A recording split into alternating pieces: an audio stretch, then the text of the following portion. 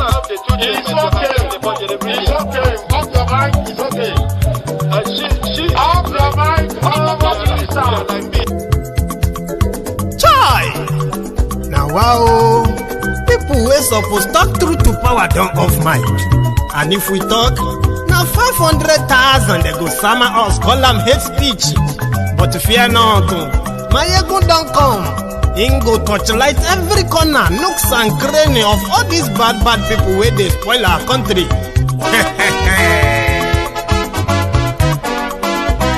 So my people make we loud, my ego don't come, my people make we shout, my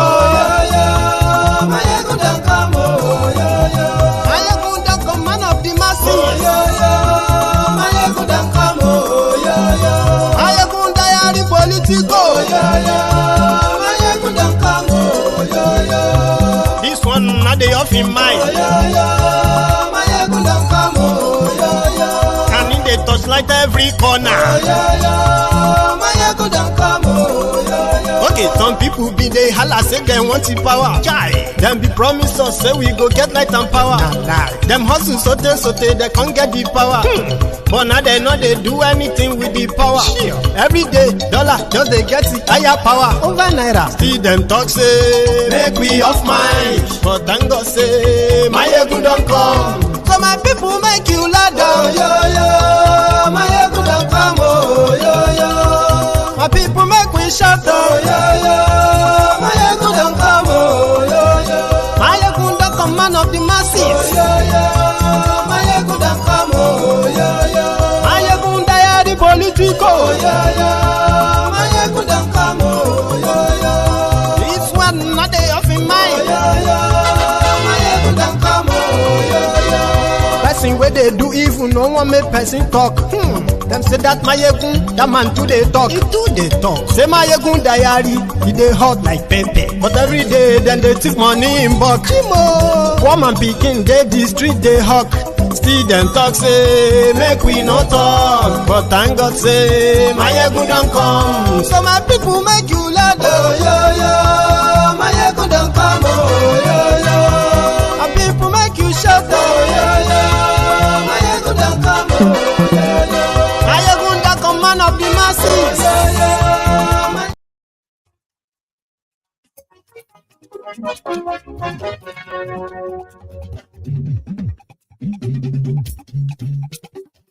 Hello there.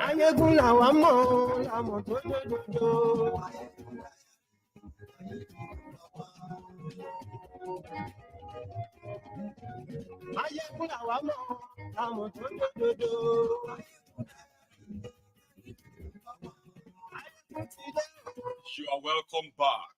That is, if you joined us this afternoon, consider this as the continuation of the broadcast earlier today. Read the caption of the broadcast, the description, like it, then share it. Invite your friends, invite your not so friendly friends, and tell them, am I good today? Thank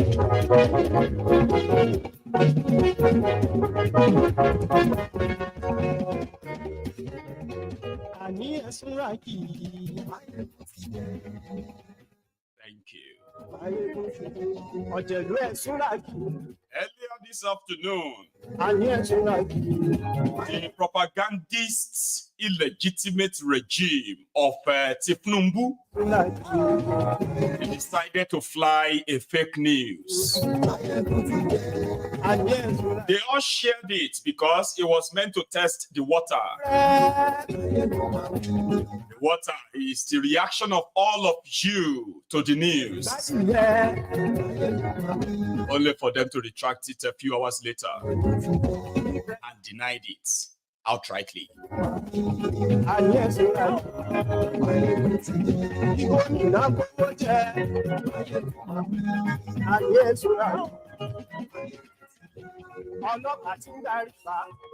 The news was that Thiefnubu's ministers, Wale Idun, as well as Atiku Bagudu, the Minister of Budget, They said they have put together the package, which is going to be the new minimum wage proposal. And it was all over the news. Or it was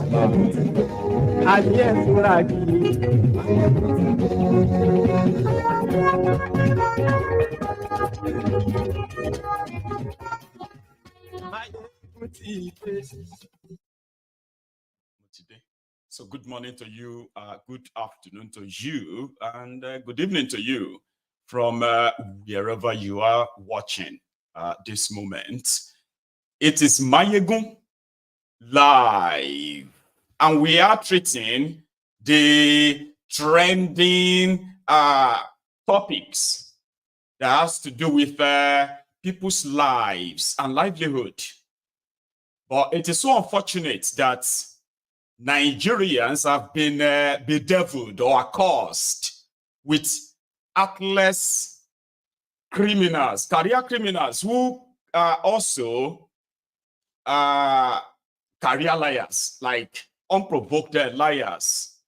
I mean, you can use propaganda to, you can use propaganda to gain power. I'm not talking about rigging and all of that. I'm talking about using propaganda, lies, all of that. But you cannot use propaganda to run a country, not a country that is in a financial mess, economic mess. But with APC, Egbekegbe that created the economic destruction, there is no law that they cannot go. Therefore, yes, propaganda is part of governance for them. And that is why, no matter how horrible things have become, these guys seem to be living in their own alternative world. So different, far, far different from the world that a majority of Nigerians have been plunged into. But it is always, always good not to be so drowned into their lies that you will forget to live your truth. Yes, they have their lies. Then there is truth. You do not have to accept their lies because it is the only thing there is. You can't live, you don't have to live their lie. You can live your own truth. And that is why you are on Mayegun's Diary Politico, the platform that majority of those enablers, the voluntary slaves, they found the platform provocative, inciting, because according to them, why are you trying to wake the mind of the people up? Do you want them to go and fight their leaders? In fact, some of them came to me and said, are you trying to incite us to go and fight our leaders for good governance? I was like, I have no idea what you are talking about. Are you comfortable with bad governance? If your answer is no, then do what you like with the available information on this platform, or continue to live your lie. The real thing is that even those who are living in denial about the reality of Nigeria, they can no longer pretend anymore. Remember those who were standing on the mandate. Majority of them have developed arthritis. Hunger has made majority of them to actually collapse down. Those who are still living can't stand up anymore. That is the reality. You can lie to yourself. You can, you can point fingers. You can blame people for these roads, but you do know where the shoe pinches, don't you? And in case you are pretending about it, here is a voice that will continue to remind you your role in all of this. So if you're part of it, and then you are suffering the consequences, but somehow you are so shameless to publicly actually acknowledge that. Rather, you will hide behind that your fake one Nigeria, become a unity beggar, asking people to give solution to the problems that is deliberately. Oh, let's give the solution to how to make Nigeria better. When in fact, there are those that you are paying them to keep destroying Nigeria. So you cannot use propaganda to get to power and at the same time use propaganda to run a country. You would need to still do some right stuff. Visible stuff, something people can see. And not imaginary development, imaginary this or that APC, Egbekebe want you to kind of see, not your own real reality, the one you have right now. Nigeria is broke because they have bankrupted Nigeria, no doubt. The criminals that bankrupted Nigeria are enjoying their loot as we speak. Others have enough to hire the lawyers or bribe the judges, bribe the courts, and get away with their loot. So it's pointless. A system that rewards criminals but punishes hardworking people, unfortunately. So the system is rigged against you because these guys are making policies that will continue to impoverish you. But when it comes to, okay, let them match up, what do you call it, the pay, let them put up a pay that will match the economy they have created, then the grammars will begin, and including the propaganda. So that is the stage we are at now, okay? The stage is where the only thing that is delayed is when it comes to you, the people. Oh, we are removing subsidy. They lied about that, and they are still lying about it. And you, some of you are still there, repeating the same lie. Oh, yeah, it's because they removed subsidy. Oh, it's because they removed subsidy when you know they did not remove any subsidy. So, Thiefnubu said he would pay the Nigerian workers above 60,000 naira. So NLC decided to relax their own industrial action while negotiation continues, which is let the government then make a proposal. And there are so many factors that makes this whole thing an outright lie. But somehow, some people, including the NLC, Nigerian workers, they were still thinking that they could make it work. This is what I mean. Currently, Nigeria's law says 30,000 naira is the minimum pay to any worker in Nigeria. Okay? And right now, with 30,000 naira as a minimum wage, so the Thiefnubu's government is now proposing that, okay, yeah, we will give you 60,000. So they rejected it. All right, we will give you something above that. However, you see that 30,000, more than a 2/3 of states in Nigeria are not paying it. Even those who are not paying 30,000, paying 22,000, 18,000, 7,000 naira salary, they are still owing their workers. And I'm talking about years of unpaid salary, pension, and other maybe gratuities or whatever, based on that arrangement too.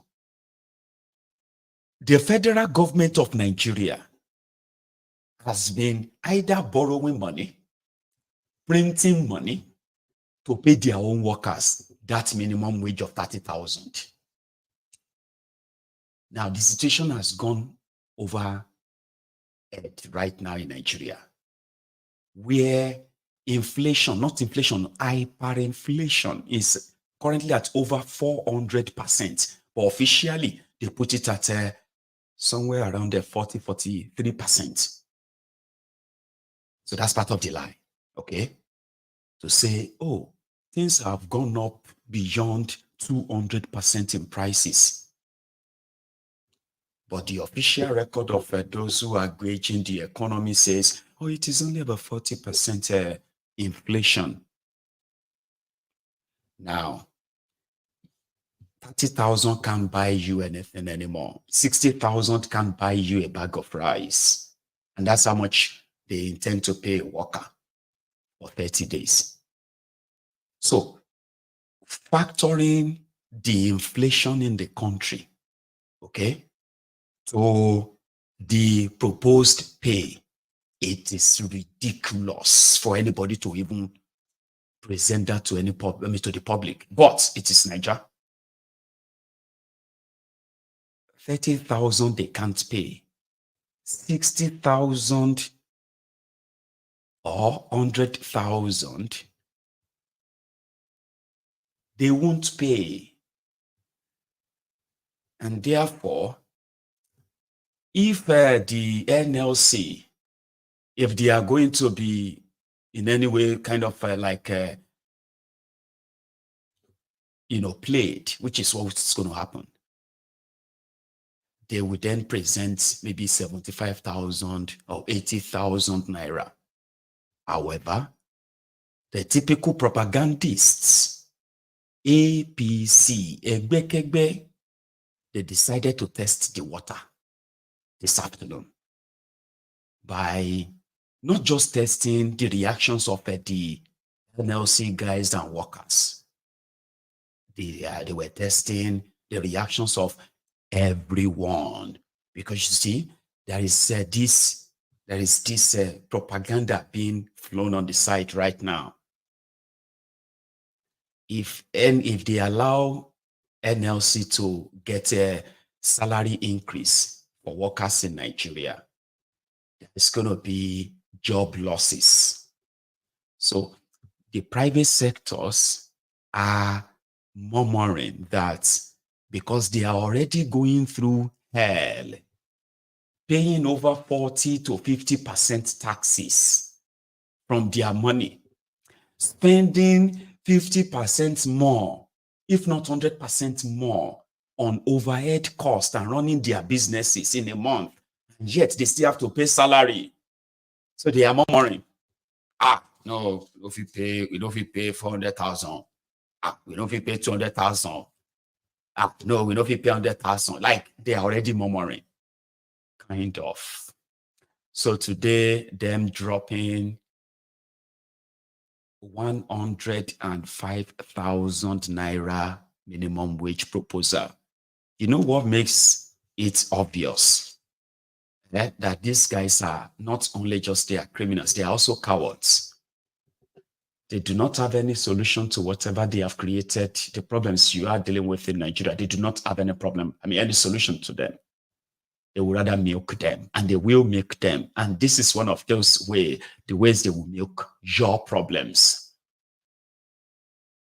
So yeah, they came back and they were like, okay, yeah, the news actually reported, right, that from the Minister of Finance or coordinating Minister of Nigeria Economy, and that would be the Wale Idun, the bed bug, as well as the Minister of or Minister for Budget and Planning or something, and that is the Abacha bagman, the man that helped Abacha to siphon billions of Nigerian dollars, Nigerian money anyway, abroad, and ended up having the best of the best deal from both American governments and Nigerian government, that they will give him, number one, it is given amnesty from prosecution. Amnesty from prosecution. It could not be prosecuted or anything. Another one was to get 20% of the money if he tell them and lead them to where Abacha kept all the stolen money, or where he helped Abacha to keep some of the stolen money. He will get 20% of that money. And he's been getting that steady in millions of dollars. That's a good guy. Is now the one with Thiefnubu. So they mentioned him. They said, 2 days ago, the news was Thiefnubu has directed Wale Idun to present a workable minimum wage in 48 hours. How many of you saw the news? Did you see it? It is part of the propaganda. Okay? The tripartite committee, or whatever it's called, tripartite committee. So they were the ones who were to look into the economy side, the financial side, or to Nigeria, the economic side to Nigeria, if Nigeria is to pay the minimum wage being demanded by labor. Now, it is the same set of people. So from the Labour guy, he said, now, Bobo, behind the scene, some of you may be expecting them to make announcement of, okay, yeah, we have worked out something. Up to this moment, 48 hours after that they told Wale Idun to present, they said, Thiefnubu, breaking news, Thiefnubu has directed Wale Idun to present the better minimum wage, right? So 48 hours after that, just because you may be asking, okay, 48 hours, Thiefnubu never lapsed in it, they quickly dropped the lie. And then they denied the lie. Now we are talking about the lie. We are not talking about the 48 hours given to Wale Idun by Thiefnubu that was breaking news 2 days ago. We are not talking about that now. We are talking about the lies that they intentionally put out, then denied it later. Like, oh, it's fake news. I did not say we're having a meeting. I did not submit anything to Thiefnubu, kind of. Because behind the scene, above 60,000, could be 60,500. But behind this, and this is the Minister of Labor. That lady I showed you yesterday was not actually Uju. That's the Minister of Labor or Minister of State for Labor, Nigeria. Listen to this.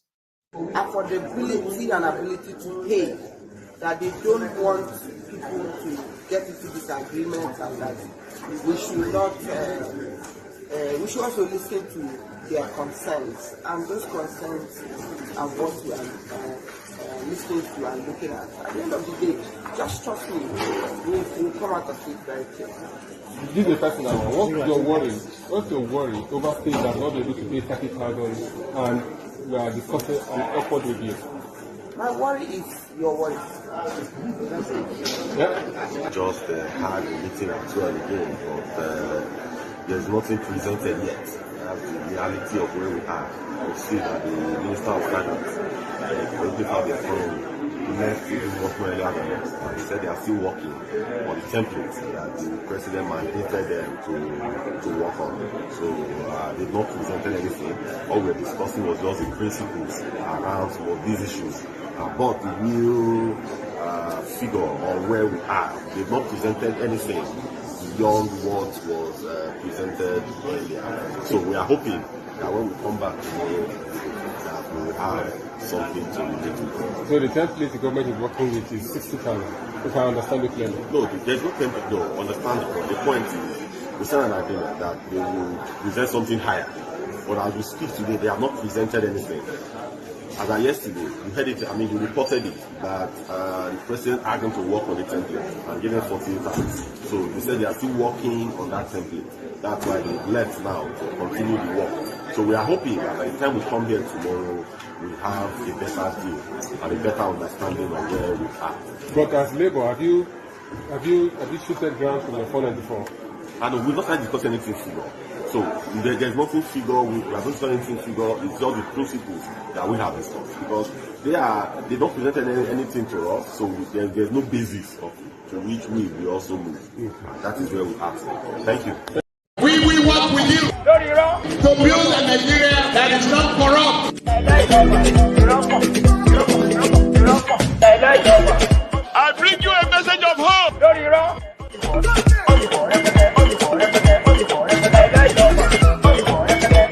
We are going to spend a lot of resources on education. So nothing is presented because there are so many factors that always go into minimum wage or workers' pay in Nigeria. It is not always very difficult when they are negotiating the salary structure of the public office holders in Nigeria. Right before our very eyes, the office of the NSA, National Security Advisor to the President, Oloriburuku, is claiming over 50 billion naira for his own office. Special Advisor to President. The highest money ever paid into that office as a budget was 750 million naira. Ribadu came within months. He was able to corner over 50 billion. In 2024 budget, he is going to corner over 170 billion from that budget. Then you have the office of a chief of staff to the president, Akpabiole. The same office that you had Abba Kyari. When Abba Kyari was there, they said the highest, the biggest budget of that office.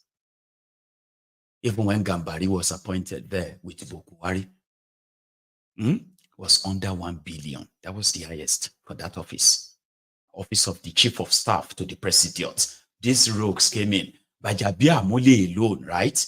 In a supplementary budget last year after his appointment, he was able to corner 21 billion. 10 billion of it, right?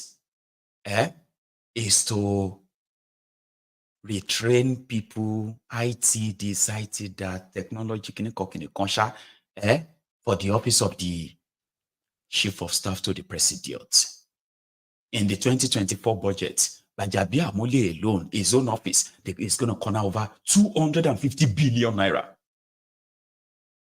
This is a fact, it's there, Everybody is pulling their own stuff anyway. The judges have increased, Thiefnubu, imagine, Thiefnubu has increased the salaries of the Nigerian judges 3 times within a year. Last year, Thiefnubu said Nigerian judges are poorly paid. So he increased their salary by 104%. By the end of December, Thiefnubu single-handedly that year of between May and December, Thiefnubu single-handedly write a check, a free check of over 40 billion naira for the Nigerian judiciary, the judges and the rest of them. Then in January this year, he increased their salary again. Now, the Chief Justice of Nigeria, whose salary annually was put then at 15 million naira, is going to be working home now with over 65 million naira. In fact, the package comes with other extras that every year the Chief Justice of Nigeria will walk home and walk away with over 120 million naira. Officially, 300% increase. Yes, and it has been approved by the National Assembly of Nigeria. It's the same for all public officials, PAs, SAs, special advisors, this, that, everywhere. They also got their own 104% salary increase. And it's been approved. It's been there. It's been gazetted. It's been paid. They are already paying them. A senator that used to kind of say, okay, they will walk away every month with over 35 million. Because of Thiefnubu's increase, a senator in Nigeria now will walk away every month with over 57 million naira. I know. This is something that they do brazenly, with so much impunity. What do you go do? You just read about all this money. But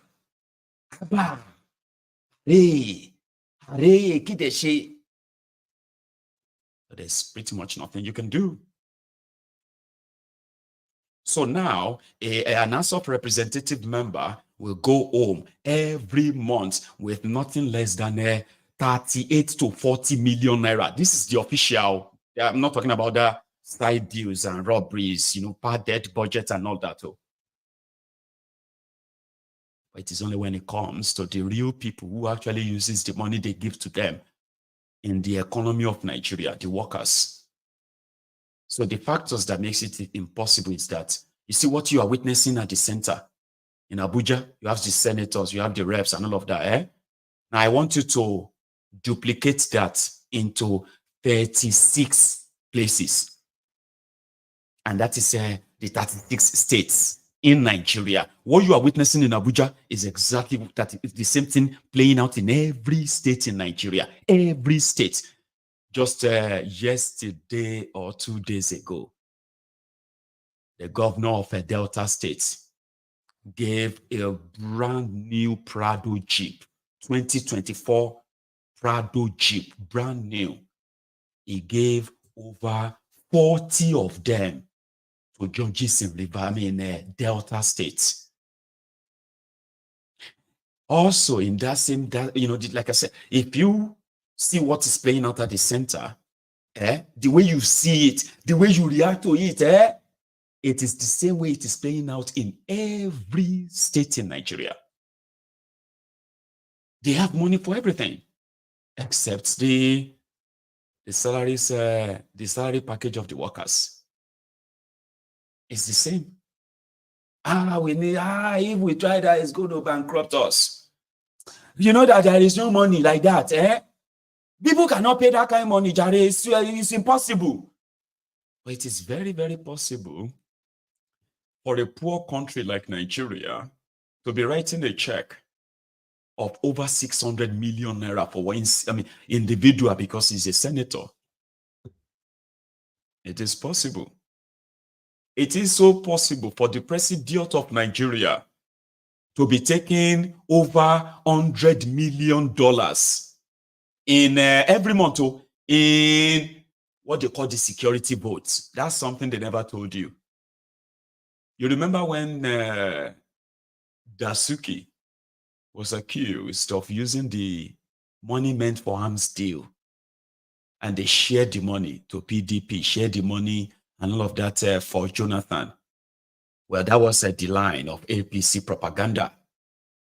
They said the money that was meant for arms was in the hand of the NSA. That's not what happened. But the propaganda seems to have had a very good run among the ignorant, gullible Nigerians. The president of Nigeria doesn't collect his own security votes in Naira, in case if you don't know. As much as a lot of us kind of knows that the sponsor of terrorism in Nigeria, it has become an industry. What you should always remember as well is that the criminals in Nigeria crafted a dubious part of their law that says a state executive can actually allocate any amount of money due adequate as security votes to combat insecurity within their domain. That's what it says. And because it is about security, you are not really expected to give account of it. Because they cannot be telling you what they use the money for. Oh, we use the money to buy guns. Oh, we use the money to no. So they craftily crafted that out fraudulently. And every state in Nigeria, even the poorest states in Nigeria, go and check how much their governors are taking out for security votes in Nigeria. And then you understand why the insecurity in Nigeria is going nowhere with the system that these guys are operating. The president of Nigeria does not collect his own security votes in Naira. He gets paid in dollars, and he is the one to write how much he's going to take out based on the insecurity in the country, despite the country budgeting money for the armed forces, the police, for internal and external security. These criminals still take money. These criminal civilians, they are, because they are governors and they are president. They still take out money, okay, for security, to maintain security. So do you now see that even if there is peace in your states, and suddenly there is crisis, there is crisis that they have to bring police, they have to bring this or that. Somebody might be trying to justify the billions of naira they have stolen in the name of security votes. Dasuki was the national security advisor to Goodluck Egbere Jonathan.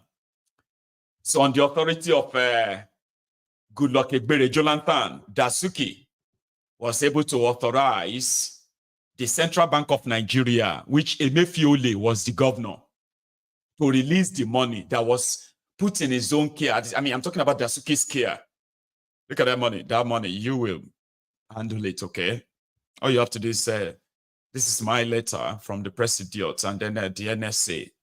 $1 million should be released to, $2 million should be released to, $5 million should be released to, so and so. This is not salary, this is nothing. No. It is money they can do and use for anything.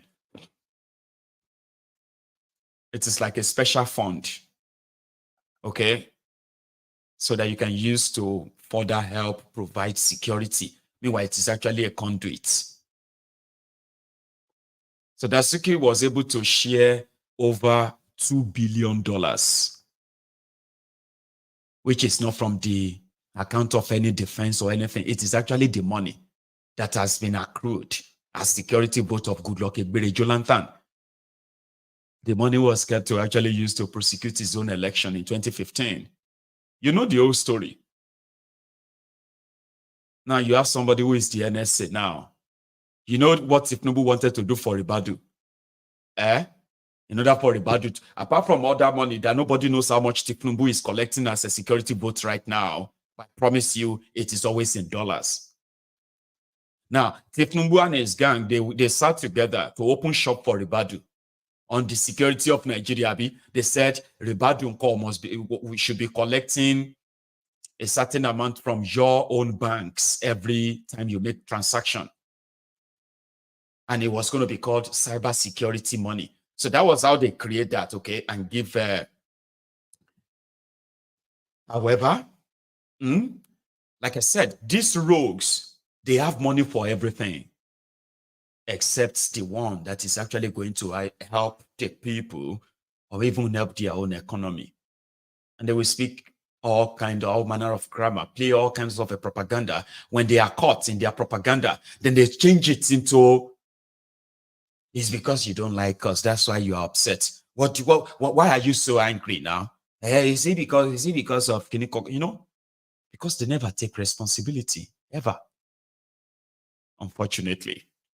Now, I'm going to leave them at that since they said they didn't offer you, what is it called? They did not offer 105,000 naira. Because the problem here is this. Any announcement they make now, right, is either going to automatically trigger and continue their strike, or since they are not making any proposal, here you get me now, I can tell you, maybe I can project what they will offer them. So they will offer you that 100 or 105,000.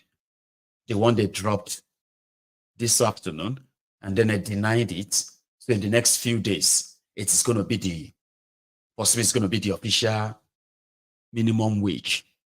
And the rest of those states in Nigeria, they will just be like, okay, how much is the minimum? It's going to be 105,000. Okay, all right. So what's going to happen to the ones we have not paid when we were paying 30,000? You pay them too, and you pay this one. Really? Okay, we'll pay. And that's the dilemma. That's the situation they are in. So whatever happens, if you are a worker in Nigeria, look at me very well. You are fucked. Sorry about that, okay, because of the children around. That's the best way to say it to you so that you can understand. I'm supposed to say it even deeper than that, but let's pass that. See, you are forged.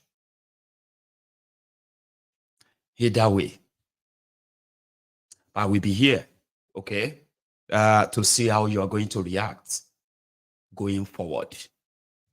Ladies and gentlemen, you remember Bello Turuji? Bello Turuji. I prefer to say Turuji. So Bello Turuji is this notorious Fulani terrorist that has been operating in states like Niger States, Zamfara, and Katsina. Katsina is where Bokwari come from. Now, this Bello Turuji has been pronounced dead. At least if my memory is not playing trick on me, he has been declared killed twice. including the other one called Rabiu Dogo or something, I think called Dogo. The Nigerian army and those who are trying to force us to believe that, they are trying, now what happened, Gario. They were spreading, they even shared the image of Turuji, a dead Turuji, but very blurry picture. So people doubted it, and they were right. People like me doubted that. And I was right. Turuji is alive, and alive, not just alive, he is alive and thriving in northern Nigeria. The Fulani terrorist, that's his activity is believed to be the reason why Nigerian lawmakers are now making laws to make sure that what Turuji said he's fighting for. They said that the government abandoned Fulanis, the Fulani others. The government, the Nigerian army has been shooting and killing them. So because of that, Nigerians will pay. And that's why you are paying with your lives. So in case if you just want a confirmation, take a look at Turuji and his men. Just introducing themselves and having fun.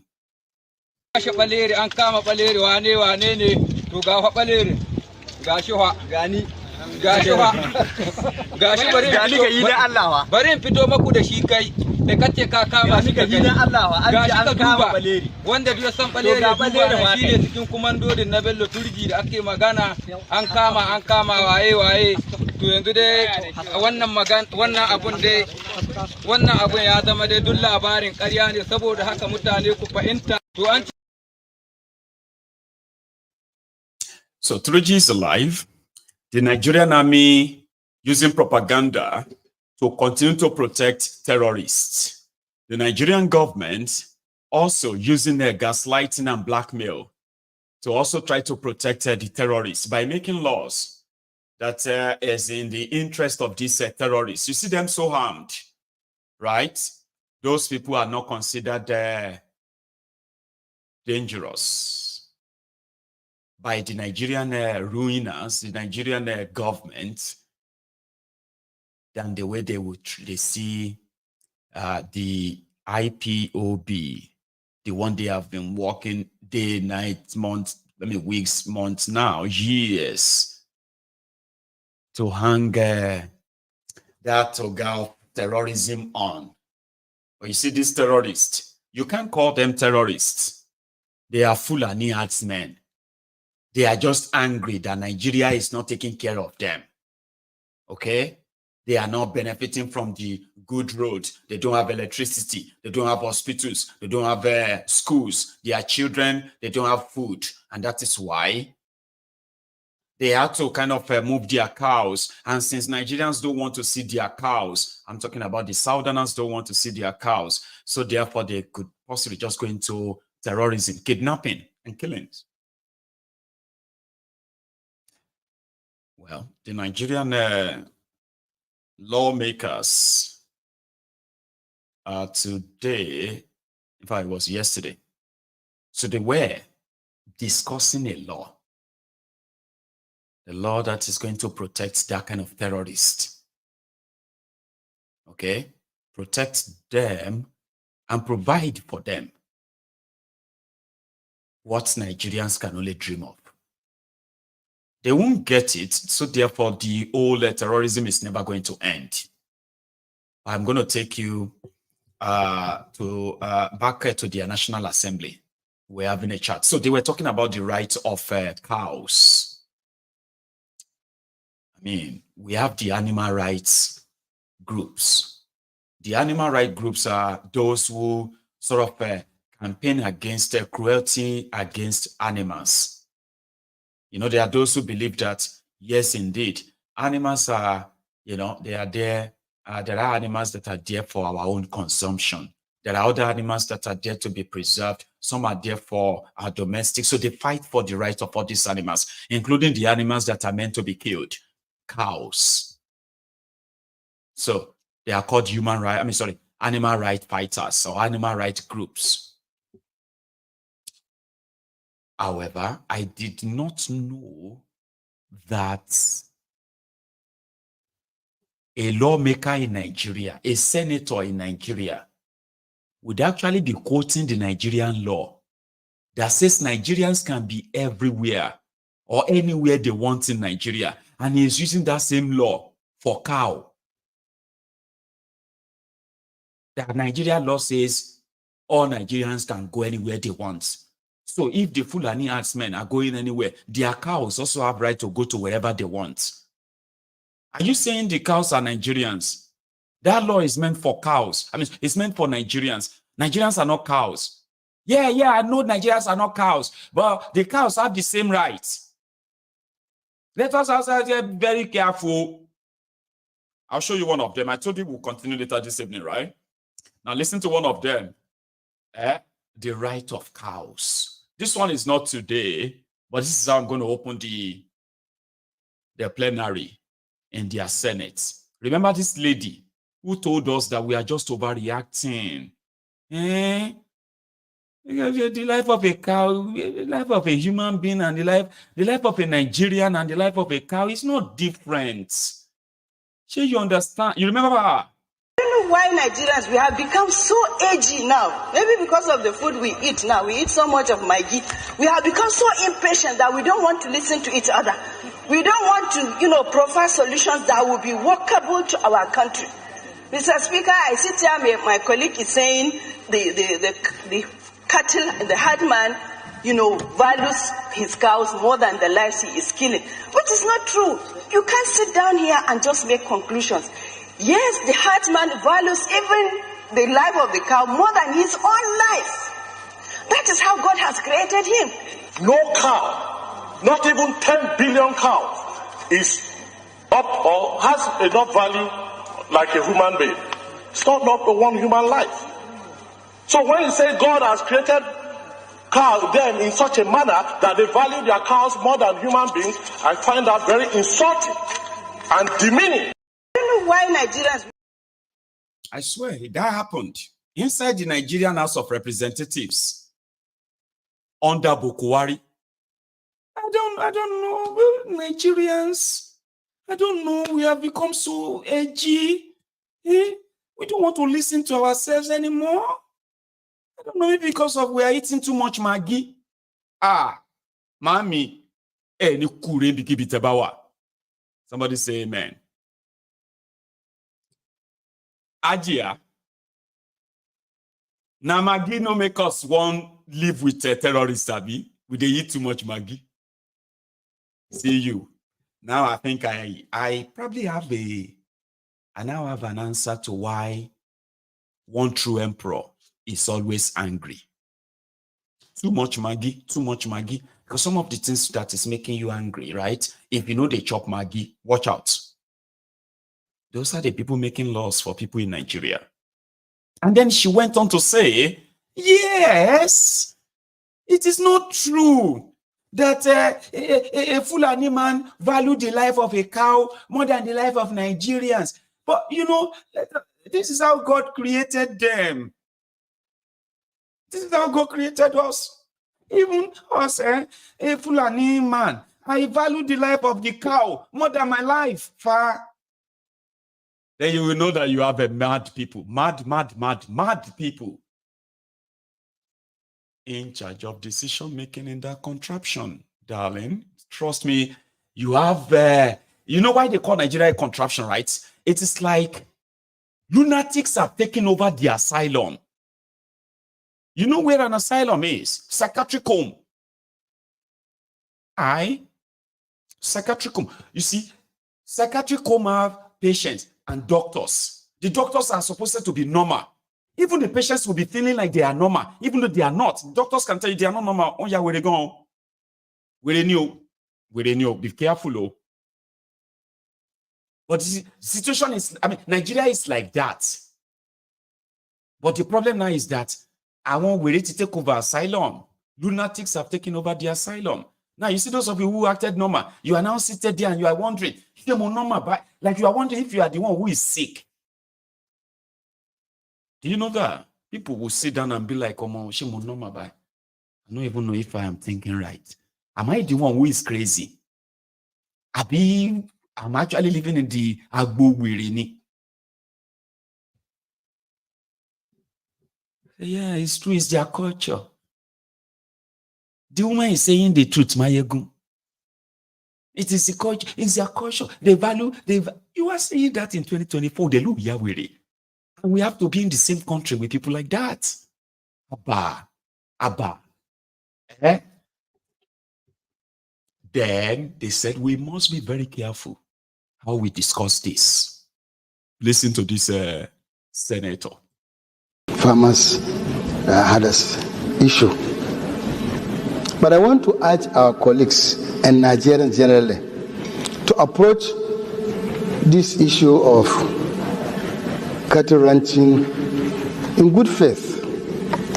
It should not be seen as an issue that's going to be thrown away to some particular states because the Fulanis happen to come from those states. Because in the debate, the submission of the promoter of this bill, he said that the ranches can only be made from the states where the owners of the cows come from. I know what he's trying to do. We can't do it that way. Well, these Fulanis are Nigerians.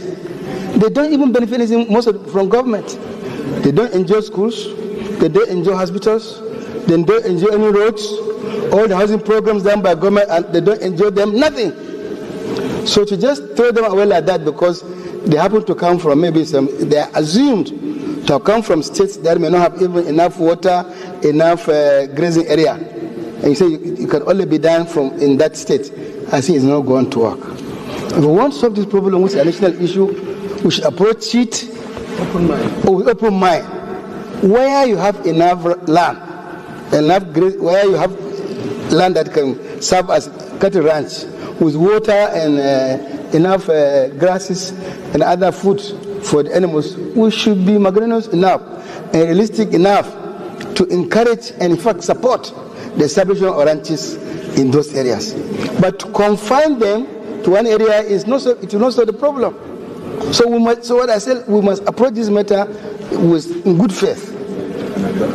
But to say, because I know if you say that you only want to do it in areas, maybe there are very few states in Nigeria that will be willing, that Fulani can claim to have come.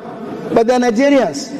So, of course, if you go to Oyo State or even Ogun State or even Abia, you get Fulanis who speak Igbos, Fulani who speak Yorubas, who don't go anywhere outside those areas. What do you tell them? Because they are not indigenous to that place, they don't deserve any rights in that place?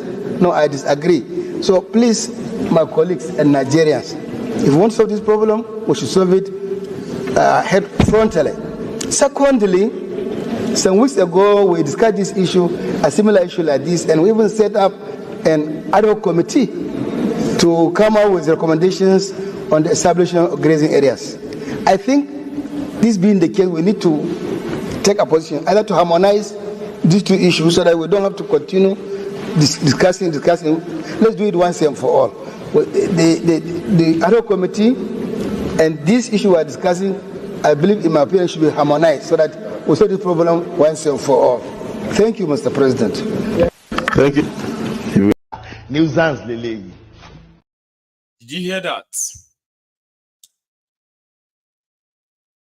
A Northern Senator is not happy that the bill to ban open grazing has in it that states must give land for ranching, and the Fulanis can stop roaming their cows for grass. So that's what the bill says. Okay? But there is a clause in it that says if the Fulanis that need ranch, any Fulani that is interested in having a ranch should go back to their states. Okay? Go back to your states. There are states where you have a Fulani population. Your state government should provide you that land. But the Fulani Arewa, that is against the North. Let us be magnanimous, he said. Let us be benevolent. Don't say because they are Fulani, they must go to their own state and get a land and have a ranch there. No, you have to give them land. If you have extra land, if you have grass, because primarily it is never about cows. It is actually about further partitioning of southern Nigeria using this, the Fulanis that God knows where they want to bring them from, and then resettle them in this part of southern Nigeria. And in 10, 20 years' time, they will tell you they are indigenous people to those lands, and they deserve to have their own local government areas. And we keep telling them, just same way you use politics and this one Nigeria to divide Nigeria into 36 states. You drew up your artificial borders around these states. Now, you are not satisfied because your intention is that for Nigeria never to break up, then the indigenous population must become adulterated. And what does that mean? It simply means that Fulanis are not just going to be roaming the forest for free. They will own it. And those forests will become their settlements. And those settlements will become their villages. And those villages will become their towns. And those towns will become their local government areas. And they will then begin to tell you, we want Biafra. They will say, oh no, we don't want Biafra. All of us inside can say, in Biafra land. Because they have 10, 15, 20 years ago, some were weak criminals for selfish political interest. They have settled to give their land to the Fulanis. And they can never reverse that back. So what will happen? There will be civil war in Nigeria. So if these guys are not seeing it, that all this plot, all this kurukere idea, they are just the future, an implosion of Nigeria. Even if you use all what you have now, number one, you won't succeed. But if you manage to succeed temporarily using the power, using the force of arm, at the end of the day, we will get rid of these people, and it's going to be war. And that's why we are asking those of you who have that chance to be in those places right now, save our future. Do not give any piece of our land to this Fulani terrorists. The agenda is the same. And if you are gullible enough to ignore this, well, you will never possibly ignore the consequences too. Now take a look. They are discussing. No, that's not Nigeria. Now that law is for Nigeria. Now cows are not Nigerians. No, cows are Nigerians. They are the Fulani pastorists are Nigerians. Listen up. Cows are not citizens of Nigeria. So, Mr. President, cows are not citizens of Nigeria. But you didn't hear what I said. Senator Aleru, are you arguing with me? No, I said cows are not citizens. The section you are referring to is talking about citizens of Nigeria. Yes. And cows are not citizens of Nigeria. Cows can come in from Niger. They can come in from Chad, anywhere. But cows are not citizens. Wrong. So your point of order is noted, but rejected. You want to make contribution on the debate? Go ahead. Yeah. Okay. But I'm against the idea of restricting movement of Nigerians from one state to another. No, that would not happen. Right now, citizens of Nigeria are allowed to move from one state to another to establish business without any hindrance whatsoever. It affects everywhere in Nigeria. Yes. Nobody can restrict pastoralists movement. and citizens of Nigeria, they can move to north central, northwest, northeast, south, and establish their business without they can do so, but not with AK-47. Yeah. No. I'm not talking about criminals. You don't understand. You just noticed something. I'm saying that we are going to a portion that says that brings about restriction. So, and I want to refer that to Senator Sam. He has to delete that part. So let's not deviate from the debate. The debate. Let me conclude my contribution. Let me conclude, please. It's a private business. Government has no business going into ranching. Even the cattle route, which Senator Karimi mentioned, used to be the practice when we had 19 northern states. It's one state under northern Nigeria. Again, that was the time when we had cattle route beginning from maybe from Sokoto up to Lokoja. But now, the states have been balkanized into 19 states. Northern Nigeria has been balkanized into 19 states. And each state has control of its land. So you cannot really bring the issue of cattle route for now. It is not applicable at all because it touches on the territorial integrity of some states. Some states will not allow it. So ranching should be seen as a business, and government has no business going into it. And perhaps when we go to the public hearing, this will become very, very clear. So I rest my case, Mr. President. Thank you. And the decision for the whole country, or are you proposing a bill for some states? Please go back to your seat. You can only talk from your seat. You can't talk from here.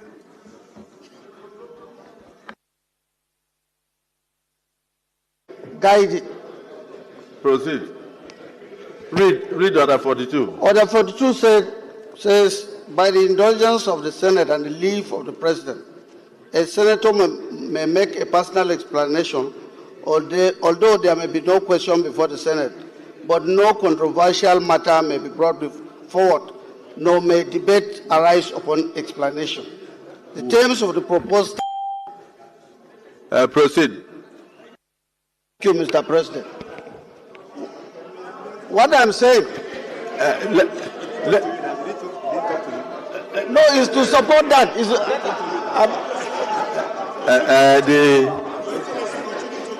The Senator Lalong. Yes. It says that the senator will have.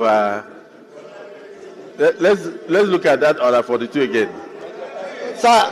So let's see. You've agreed that I wanted to guide this honorable Senate that this matter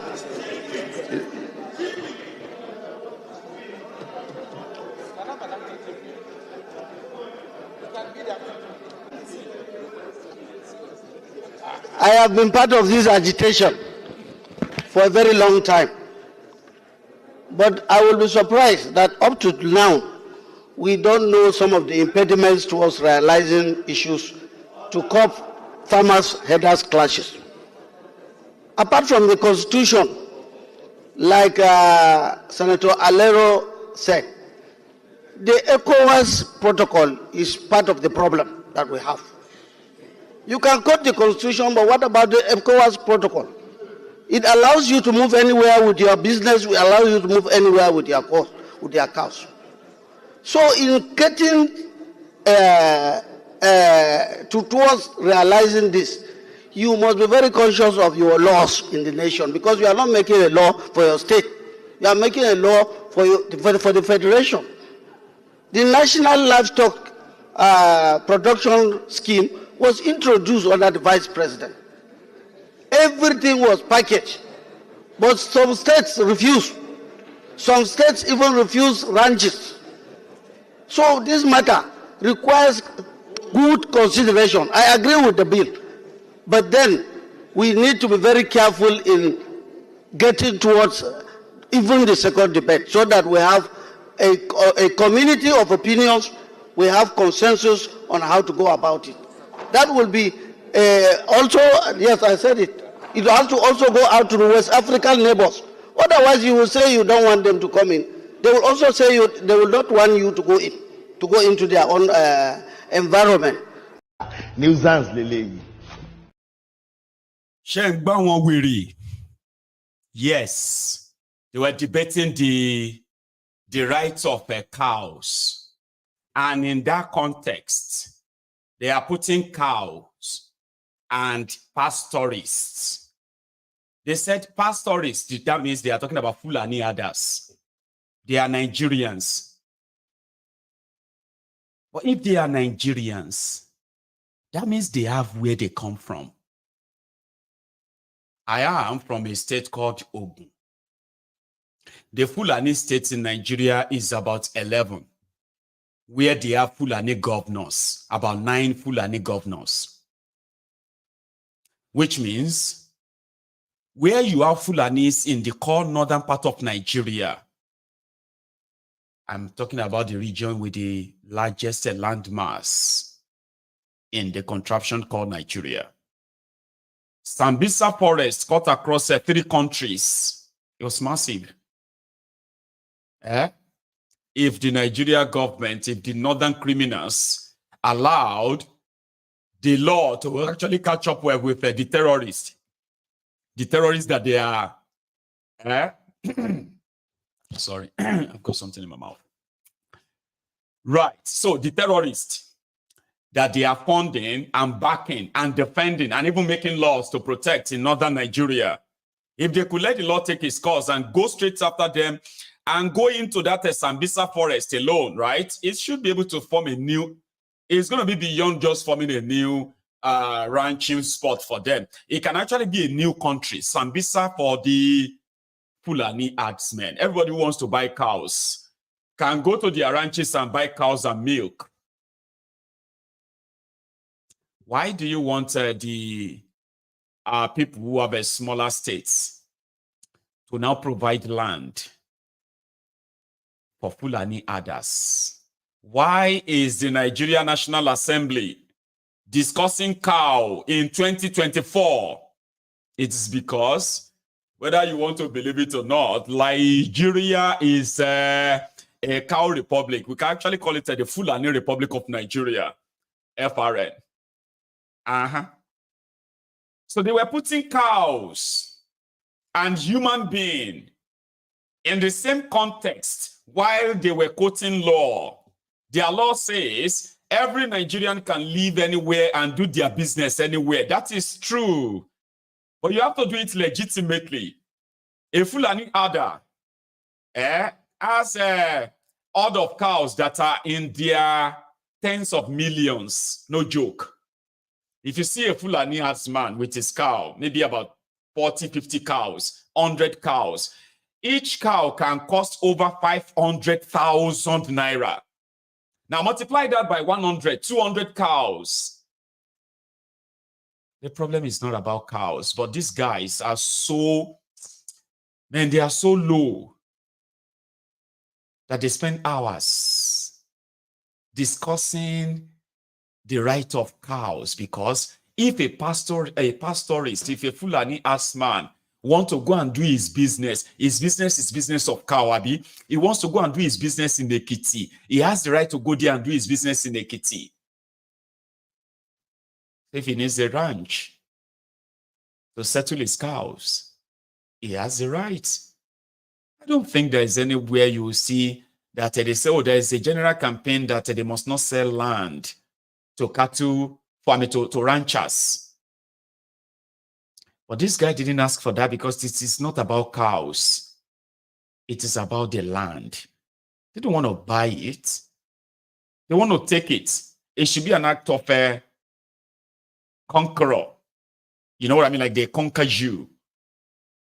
They don't want to say, okay, how much is the land? Because they have cows that they can actually sell and buy any land anywhere in Nigeria. If the intention is to actually do business.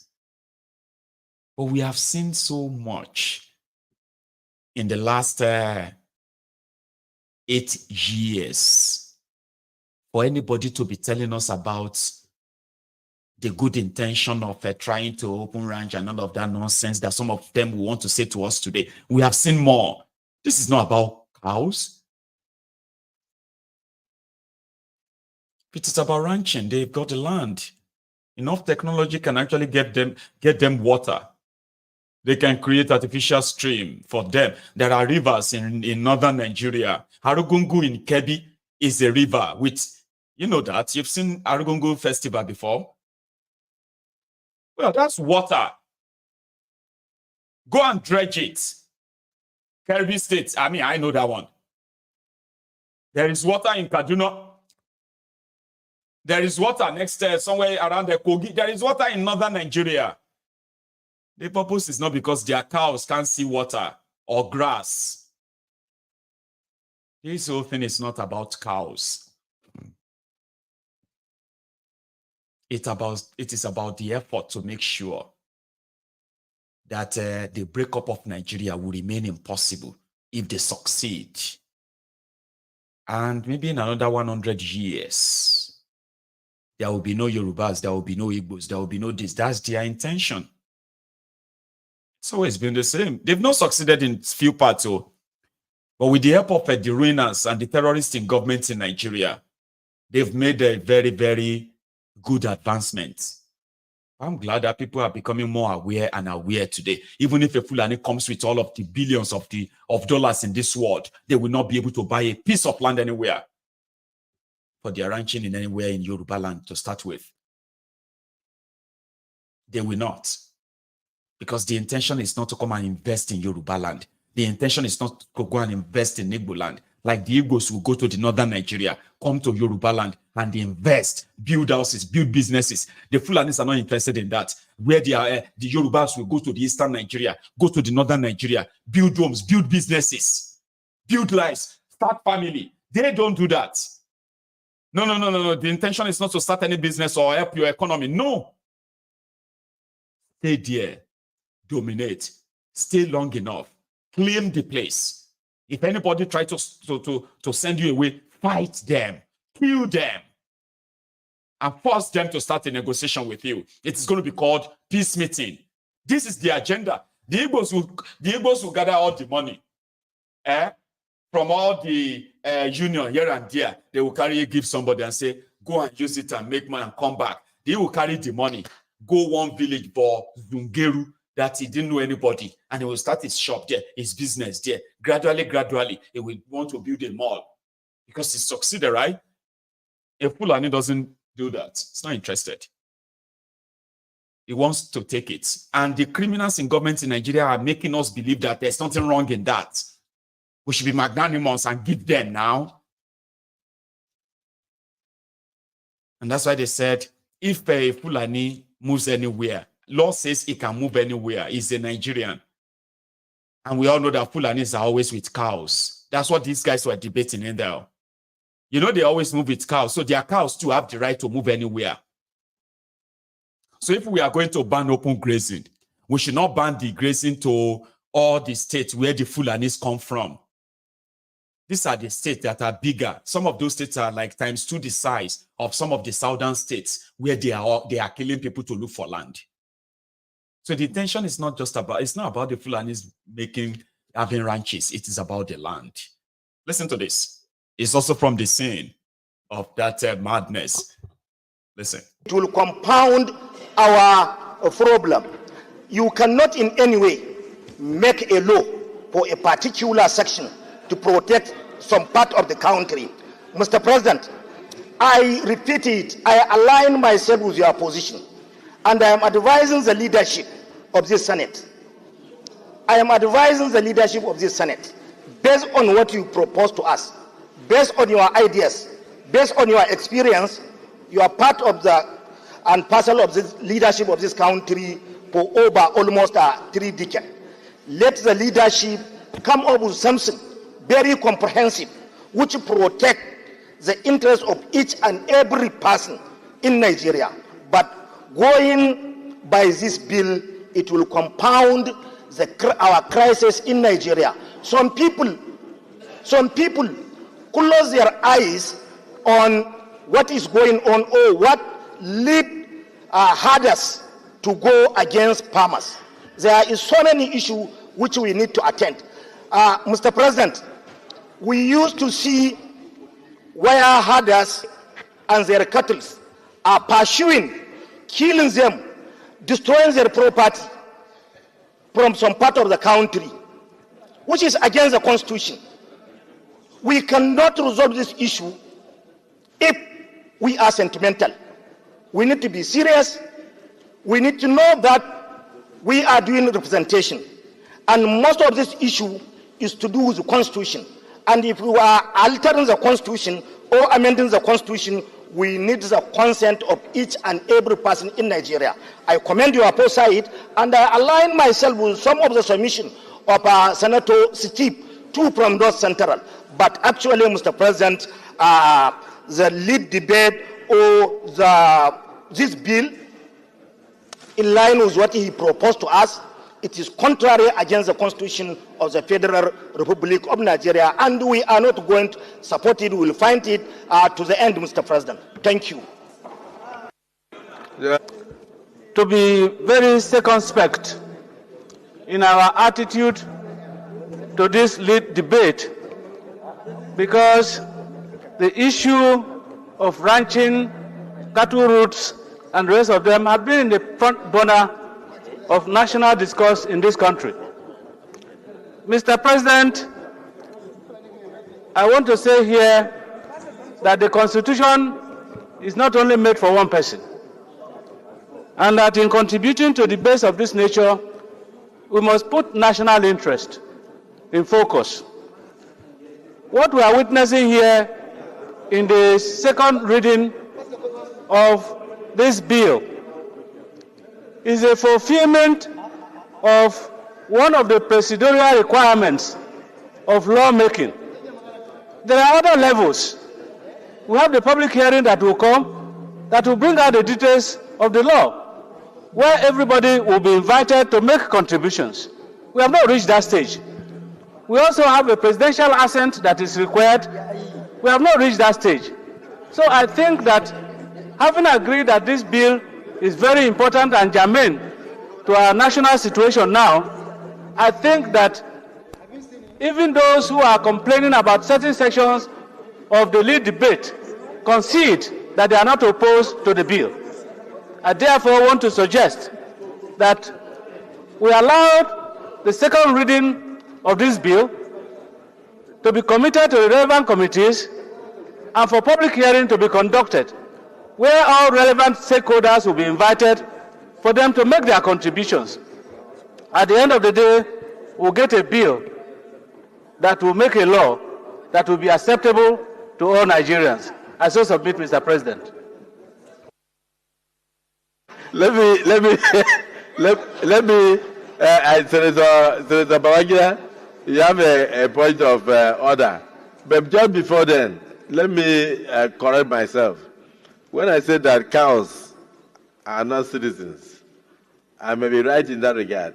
But what the Constitution is talking about is movement of persons and properties. And therefore, that is corrected. So cows are properties owned by citizens, and they have a right to be moved from one point to the other. So, Senator Babangida, please go ahead. Thank you very much, the Senate President and the Chair of the session. I'm Senator Babangida, who sees Fulani farmer conflict in Journal of Humanitarian and Social Services, Volume 8, Number 1 of 2020, dealing with the issue of Fulani farmer herder clashes. The dimension to the crisis, Mr. President, has a lot of multifarious issues around it. And I think it is better for us to look at it from those dimensions. If we confine it to just movement cannot be enforced constitutionally because we have so many protocols. I refer to what distinguished Senator Lalong said regarding the ECOWAS protocol for free movement of goods and services within the West African sub-region. Secondly, we have the constitutional freedom for people to move from one place to the other without let or hindrance. Thirdly, and most importantly, the universal human rights has given everybody the right to move around. But the criminality around the pastoral herder conflict is the issue we should isolate and deal with. And I think this same Senate had approved a national conference to discuss extensively on the issue and proffer solutions so that we can move forward to avoid these problems. So I remember Senator Karimi, who was with me, had started consulting and engaging prominent Nigerians who have insight and knowledge on this problem to partake and to contribute to this discussion. So I think let us be open-minded about this. We are Nigerians, and we should not make any law that will affect one part of Nigeria to the detriment of another part of Nigeria. All of us here have a stake in this country, and we must all work together to make peace and to make sure that this issue is brought to the fore. I have no issue with the bill. The bill is well intended, but there are so many dimensions that we have to look at before we can arrive and bring about an acceptable law that will deal with the issue of the criminalities around the Fulani farmer herder conflicts. I thank you so much. Anarchy loans. Anarchy loans. Anarchy loans. So that was them discussing the advantages and disadvantages of telling the Fulani to go buy land and start their ranches and keep their cows in there. And Akpabiole, of course, came back to correct himself and said, oh, yeah, it's true. The law says that the movement of people, goods, and services.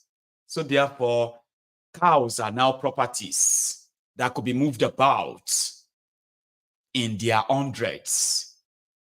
And in the process, destroying farms and including lives. And according to them, the only way out is to ensure that this issue of ranching is not limited to the state where this Fulanese comes from. Every state they go to, it is ideal for the state government to now provide them land. This is it, okay? For the constitution to work, according to these mad people, the Fulanese have to be provided with land and ranching. Do you know that despite the fact that they love to call it a farmers' herders clashes, we've only been seeing the farmers and their families and their household and their farms destroyed, their lives taken. We barely see the others at the scene of their clash. And most of the time, these clashes always happened on the farmer's farm or the town where the farmer lives. Never anywhere around where the Fulanese live or where they are staying. It is always a clash on the farm of the farmers. So, to accommodate the Fulani herders, when they come to your state, if you want peace for the unity of Nigeria, your state should rather provide land for ranching and then persuade these Fulanis to take those lands. Nobody is talking about the farmers. In all of these laws, it's all about Fulani, Fulani this, Fulani that, Fulani this. Nobody is actually talking about the farmers. Oh, in this law, the farmers will now be compensated with so and so. The farmers will now be protected by so and so. It's all about Fulani, Fulani, Fulani, and their cows. Have you noticed that? How to build ranches for them, provide water for them, build schools for them, build hospitals for them, give them new places. Make them comfortable so that me and you can have peace wherever we say we come from in the South. There is nothing that says, and as for the farmers, this is the provision. We are going to make sure that we give you this, we give you that, we protect you on this, we provide you on that. La, la, la, la. No, they are not talking about the farmers. It's about the Fulanis and the others. So that tells you all you need to know. Somebody said I should play this video that the Igbos in the house will tell me the meaning. I do not know the meaning. But if you do know the meaning of this song, I will be so eternally grateful to you if you can tell my audience in the comments.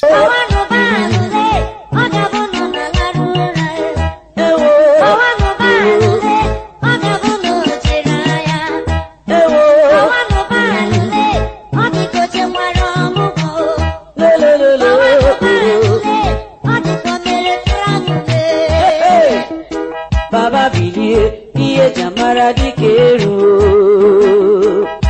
Baba iye jamara dikeru.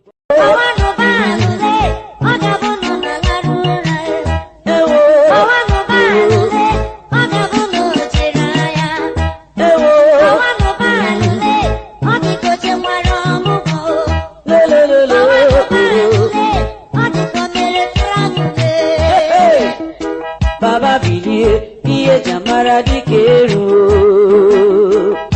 Baba, iye jamara dikeru. Emo. Baba, iye maraji kemo. I don't know if I pronounce that right. You need to tell me the meaning. People have been sharing that and they say, "Man, you can go ask your friends." I said, "Well, we'll ask you." And I'm asking you now. Now, you know something, right?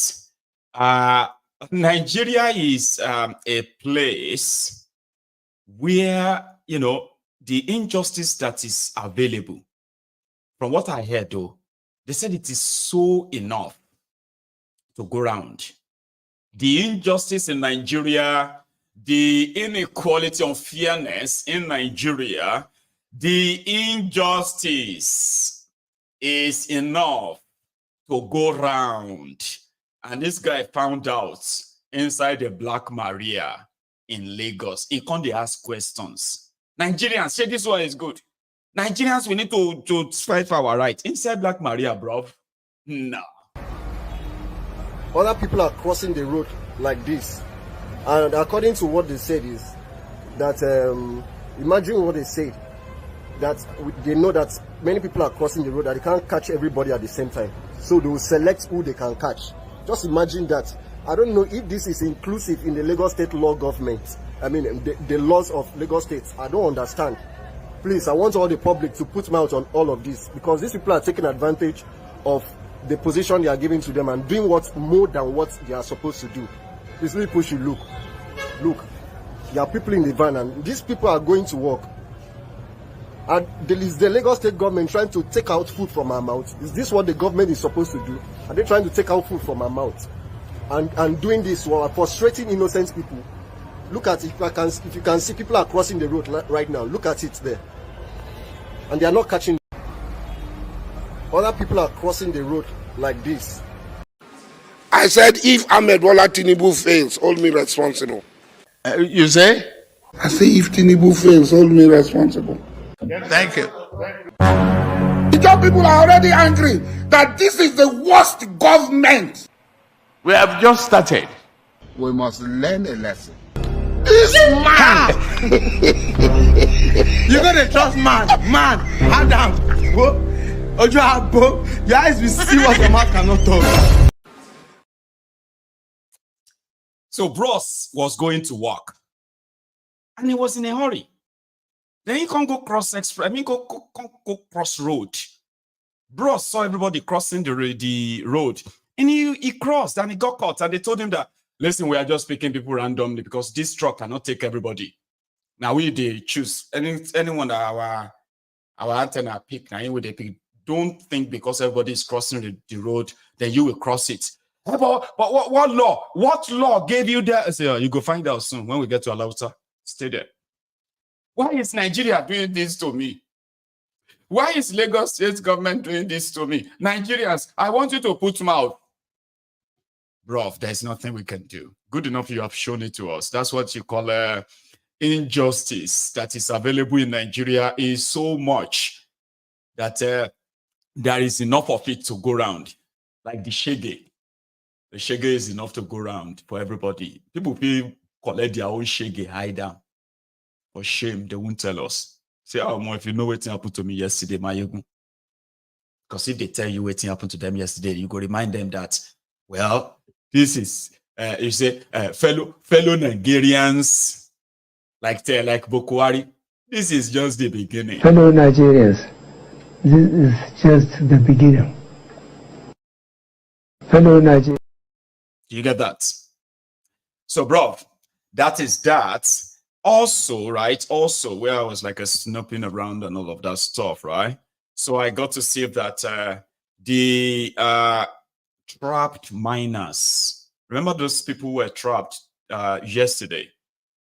Yeah, somewhere in Shiroro. There's a mine there. Okay, so the mine collapsed. One person died. 30 people trapped. But we have been told that they've been able to take out 13, and there are still 17 people trapped inside that mine. I'll show you.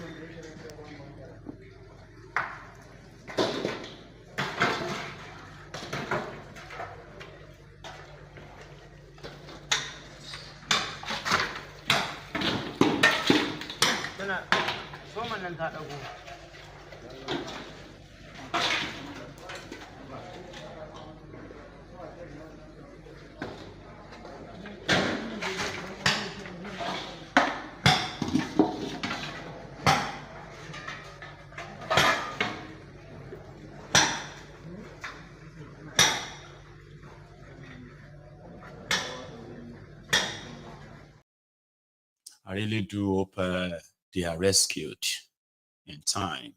I know time is already running out, so to say. They've been inside that hole now for more than 2 days, right? But not more than 2 days, but it's more than a day now, almost 2 days. So I really, really do hope to read that they have been rescued. You don't want to be in that situation. All because men, they try to find something to feed their family. If you are a man who is actually like a hustling too, right? Imagine, that could be you. Yes, that could be you. Oh, it will never be me. Dupet here. Just dupet, be grateful for yours, for your life. That could be you. That could be me. It could be anybody. Yes, where you are trying to hack out a living. Doing the most dangerous job with so much risk to your life. In a country where life is worthless. So when you find yourself in that situation, you can only wish them well, that they should be, they should be rescued and be alive. I really do pray for that. And I'm going to continue monitoring that though, right? So talking about monitoring, yeah, this video you're about to see is a short video, right? But this is the life of the controller general of the Federal Fire Service. Is that what you call it in Nigeria? I think it's Federal Fire Service. The firefighters, the ambulances and all of that stuff, right? Or Federal Marshal. I don't know. Now there is this guy. I don't know his name. I tried to go and look him up and it was too late, so I didn't. Well, you may know his name. That is the guy who is the head of Nigeria's fire service. So they said every night when he finishes at work, okay, he has a spot where he goes to. That's his life, but I'm just saying that monitoring, people can become like, oh God, every evening. Who be this guy? It's Oga Fire. So the guy is living the life, is living the life of his head. Okay. So they said every time he finish at work, he has a spot that he has to come to. Okay. Get few drink, wet his own throat, and then have some happy hour before going home. I don't have problem with that. But Baba, in which ward would you say the head of fire service is living like this, right? With all of these blazing, blaring lights. But the guy was actually, he has a fire truck in his convoy. I'll show you.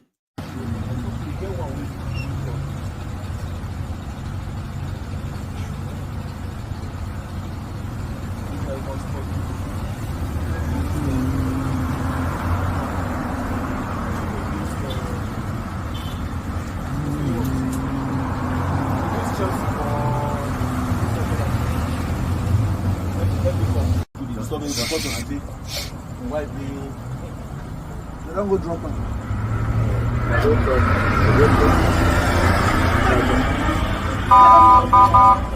Oh, God, not to go, they go hit to go. You dey enter front of official motor. They go pick all of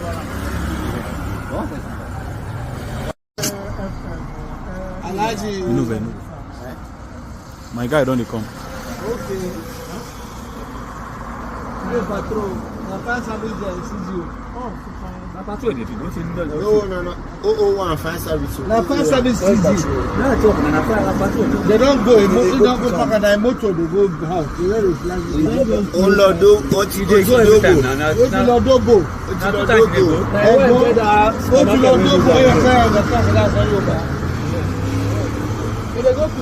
They go close Garema Plaza.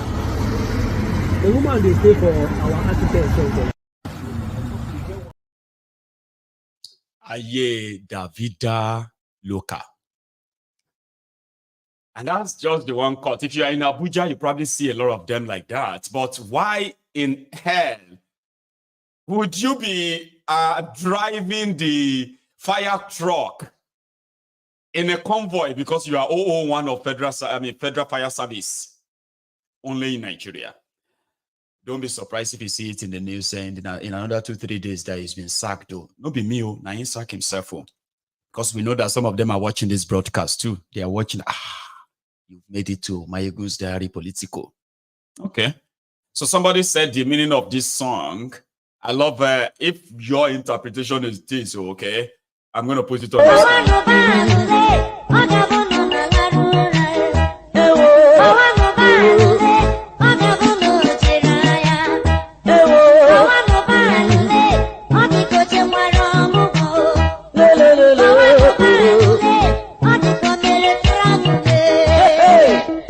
Baba bilie iye jamara dikeru. Baba iye jamara dikeru. Awanu banule, agabono nagarura. Ewo. Awanu banule, agabono chiraya. Ewo. Thank you very much, Ada Zion.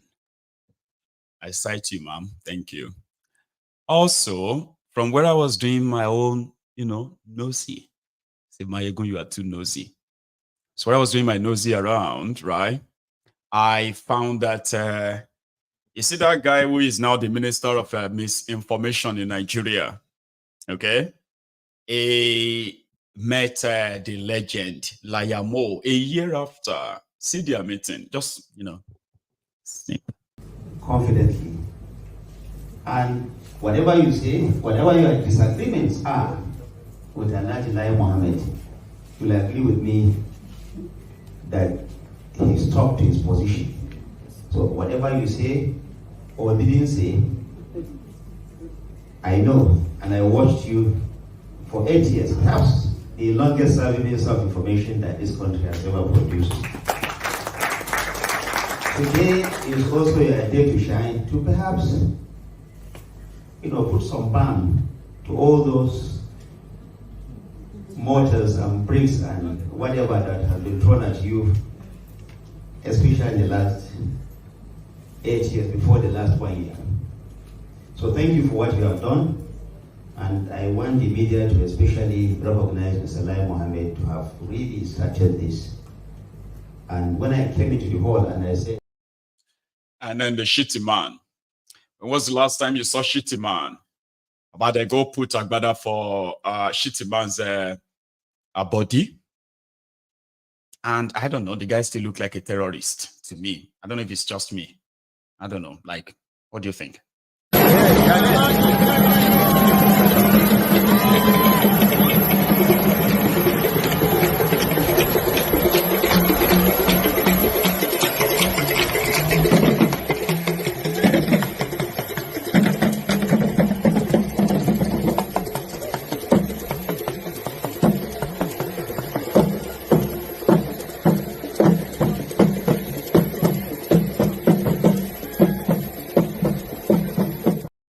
Even when he tries to force it to look like a normal person, right?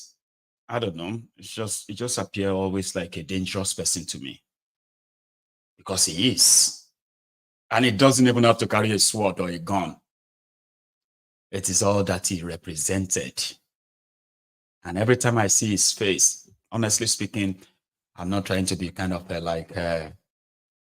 well, whatever, I don't care, right? Whatever you think I am. But every time I see that guy, and because of his stories and history that I know, I kind of just see like a decorated terrorist that is trying to force, no, I'm not who you think I am, on us. You know, that kind of, oh, I'm not who you think I am. Alaye, we know you. We don't disguise. You might disguise to those who are likely going to pretend that they don't know you because of what they're going to get from you. Well, Alaye, we know you. No, they give us the vibe of, I'm not who you think I am. Oh, I'm not what you think I am. Oh. Of course, you are what we think you are. Indeed. Mind you, if you have had a chance of traveling to Lagos today, I don't know when the rain started.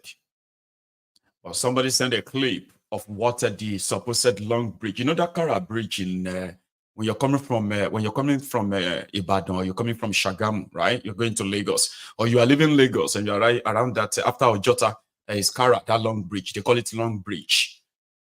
Or to the long stream, or the long river. I'll show you.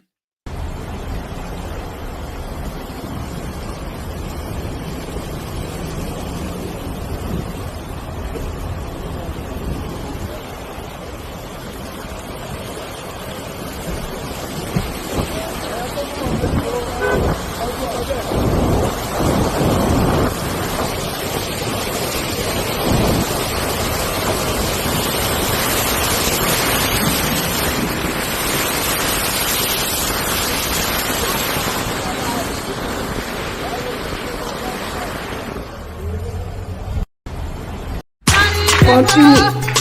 70 years old man.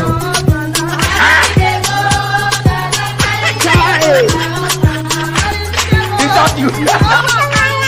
Jesus is Lord.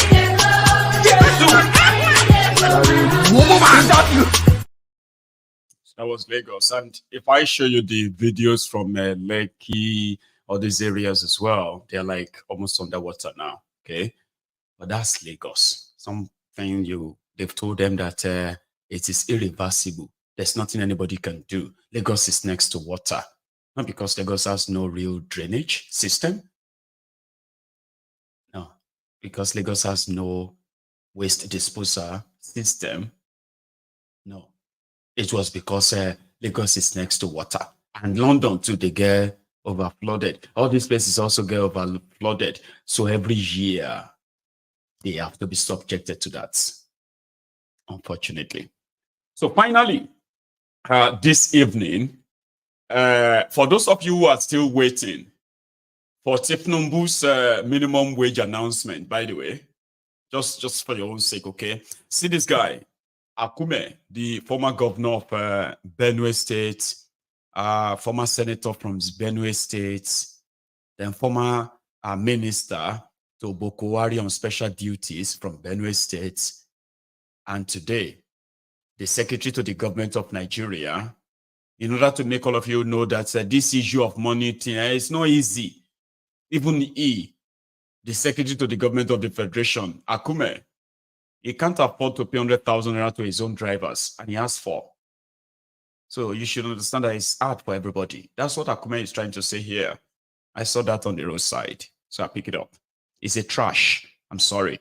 I just want to see I want you to see the characters, the trashy people that are spewing trash because they think they are talking to stupid people. Akume.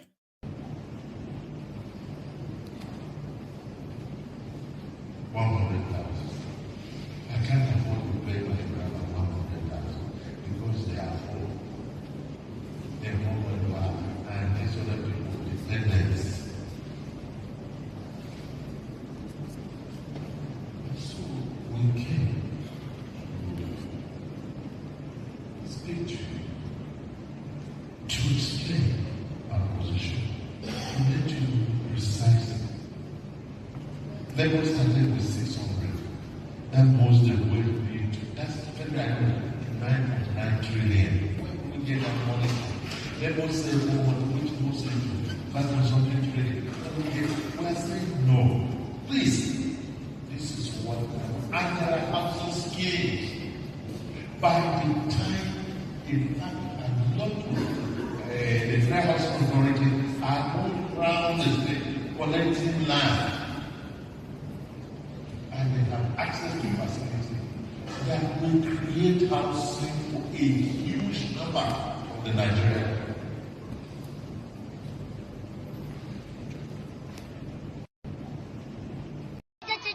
Of our grazing leaders. Oh, Tonda, where are you? This is the time you are supposed to strike, so that you eliminate all of them, so that you have peace in our nation. Or join them in one aeroplane so that it will crash land in the course of their agenda. Furthermore, our security agents, i.e., the police and...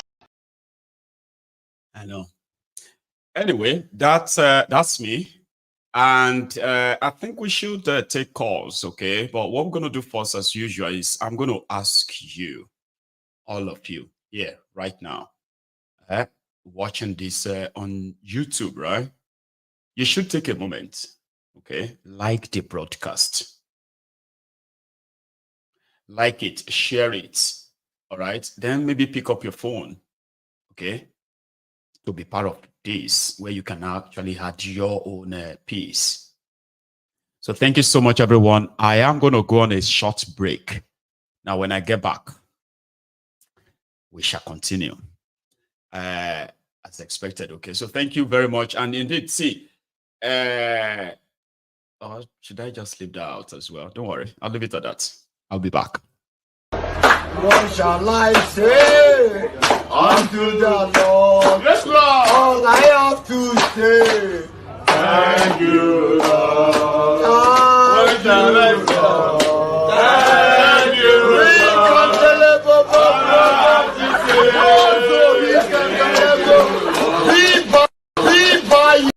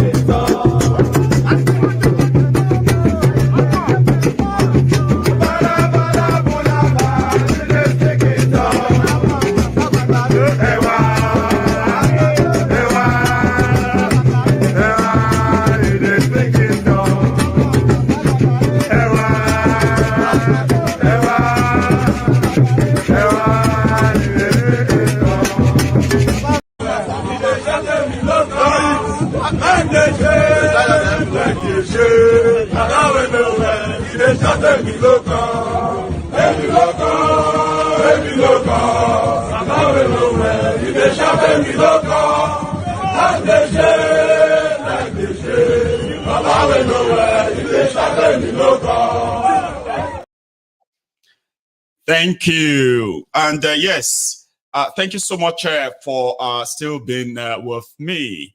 I have a caller. I'm going to tell my caller to hang in there for a sec. And I also have this announcement to make. Just a reminder. Glasgow 2024. Coca-Cola rafa títí Coca-Cola la gbóhùn alágogo. Ìgbìmọ̀ mọ́jọ́ bàjẹ́ nílẹ̀ Yorùbá àpapọ̀ àgbáyé ló rán mi sí yín lọ́wọ́. Wọ́n ní wí fún yín pé ìpéjọpọ̀ pàtàkì fẹ́ wáyé ní kòpẹ́kòpẹ́ iná ni. Ọjọ́ mẹ́ta gbáko wá níṣẹ̀lẹ̀ yìí yóò fi wáyé ṣebí fún kíni ṣebí fún àṣà àti ìṣẹ̀lẹ̀ Yorùbá eléyìí náà ni. Níbo wá níṣẹ̀lẹ̀ yìí yóò ti wáyé nílùú Glasgow ní orílẹ̀-èdè Scotland, United Kingdom níṣẹ̀lẹ̀ pàtàkì yóò ti wáyé. Lọ́jọ́ wo wá níṣẹ̀lẹ̀ yìí yóò wáyé ṣe bọ́jọ́ 23 títí dé ọjọ́ 25 oṣù kẹjọ ọdún 2024 yìí náà ni. Ìyẹn August 23rd títí dé August 25th ọdún 2024 náà ni. Níbo wá lẹ ti lè rí tíkẹ́ẹ̀tì yín rà, òun lẹ ó rí lóhùn móhùnmáwòrán yín lọ́wọ́lọ́wọ́.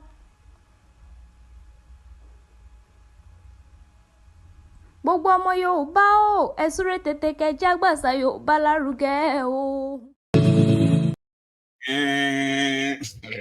So we are working on our jingles and the rest of that. Lovely. Listen, we do have the Yoruba Summit scheduled for from 23rd to 25th, and the tickets to be part of that, right, is actually out there. I should promote that more, but we'll talk more about that soon. The Prince Jujema, representing IPOB for life. That's him. How are you today, Baba? We are fine, my Chicano Mike. Baba, the Prince. Well done, well done. We'll continue to thank you. Thank you. You see, you are doing a great job. I've been telling people they should share your program because your program is one of a kind. It's very unique. In fact, you are contributing to the safety of people, of lives in Nigeria. Because when people listen to your program and they get information is power. It is. They will know how to walk, they will know where to pull leg and where to go and how to act. So thank you so much. God will continue to bless you for us. Thank you, Prince. The plan of enemy will never get to you. That's important. Thank you, Baba. What I want to contribute tonight is, in fact, let me start by singing that one of the news latest song. It's a unity, singing Parasite every day. Parasite begging for unity because they can not live alone. They can't. Wayo, Parasite. You see, my good general, I said make I talk, make people understand. May I not go sing up. They feel me say. So they can understand the wordings and the lyrics, right? Yes. You see, restructuring under my foot. Confederation under my foot is Fulani. Fulani enhancement terrorists. They are #1 problem of Nigeria. The thing that they don't know is that if you hold somebody for granted, you are holding yourself. That's right. Look at them. Look at their life of pastoral life. All this why, you know. The thing is that what we are witnessing today, Mayegu, you see the House of Senate, you hear their voices. You know, if those people are there, really there to represent the people in this 21st century, will they be fighting for cow? For the cow will they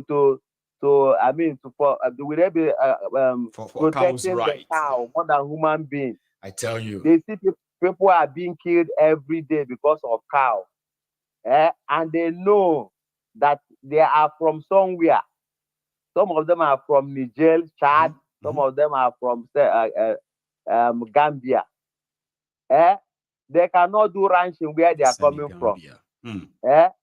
Then Sokoto, where they captured their base, There are a lot of land there. They cannot do ranching there.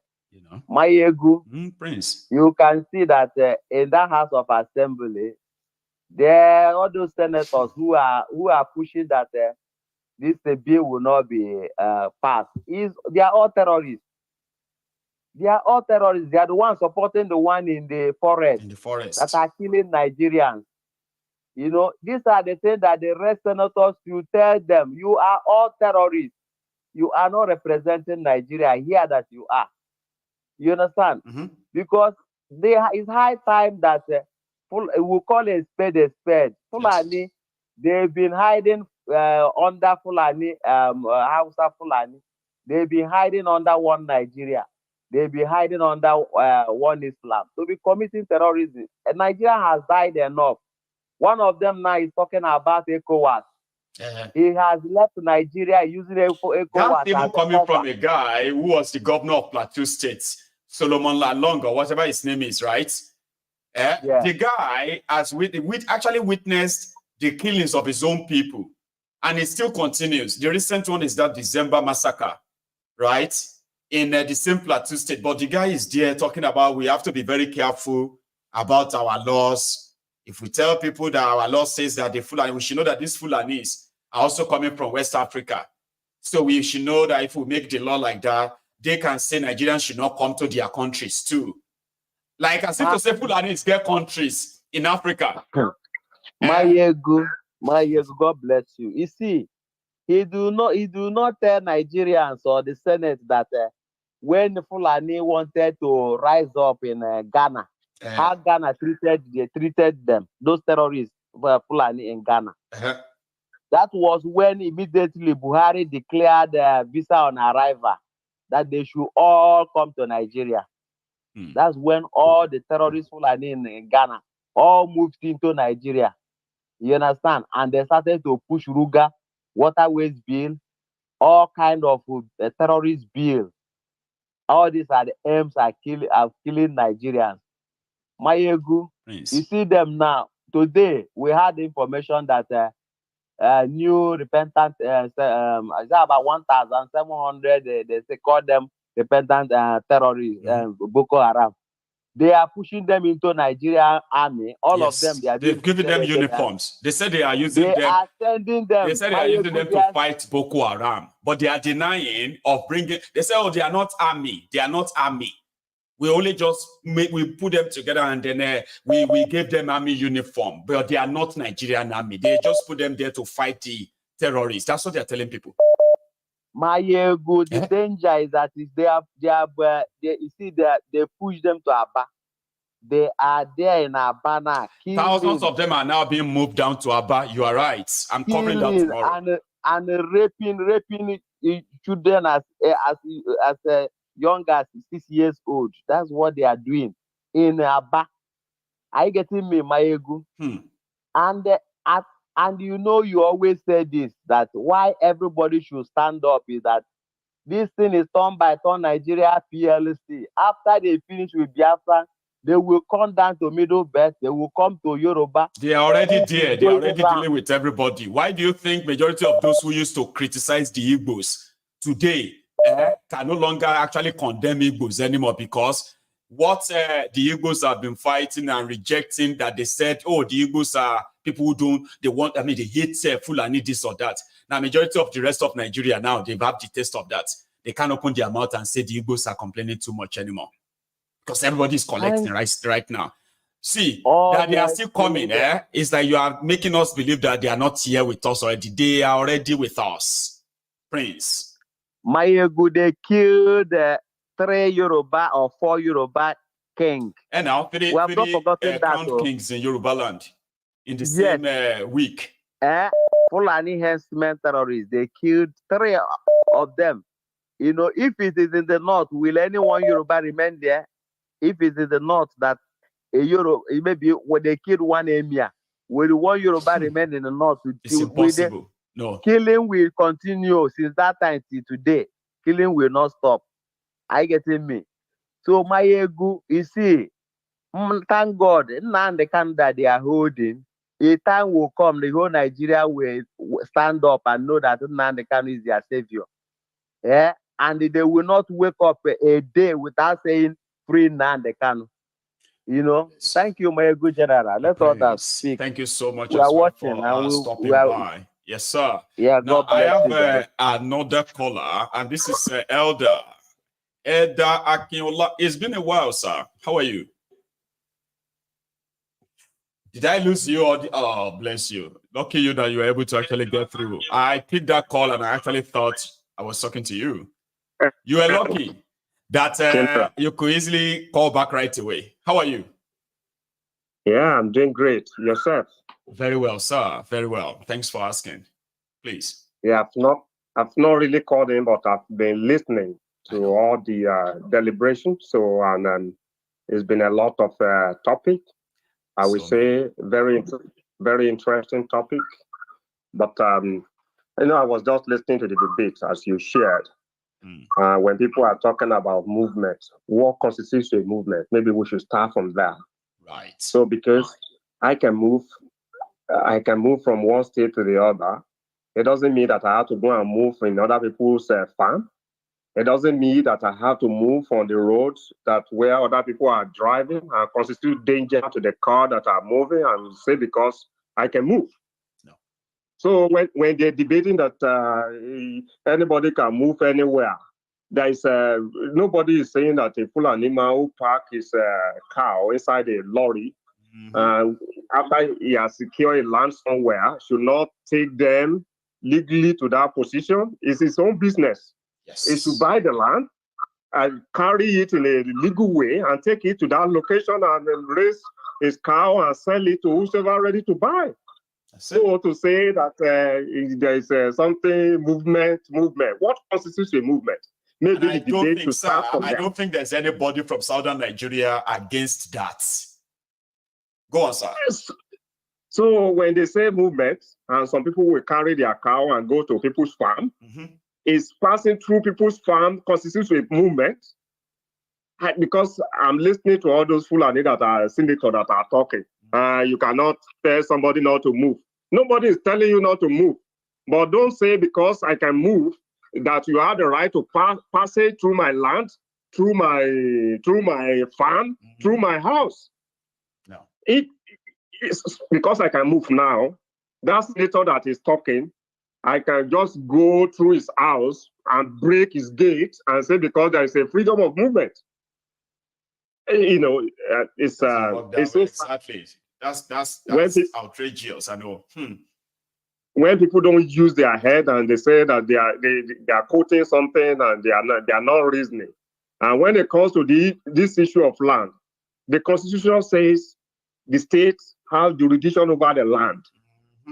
So any state who doesn't want open grazing have the right to declare it. That's right. And there's no federal law that will contradict the power a state have over their land. That's the law.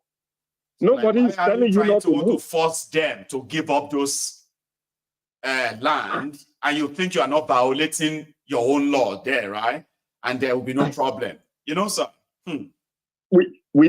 They need to first of all start to debate about what the name Nigeria should be. Maybe it should be called Fulani Nigeria. So because it's and to come and think about the visitor that we allow in our country, these so-called Fulani, they all came from Guinea.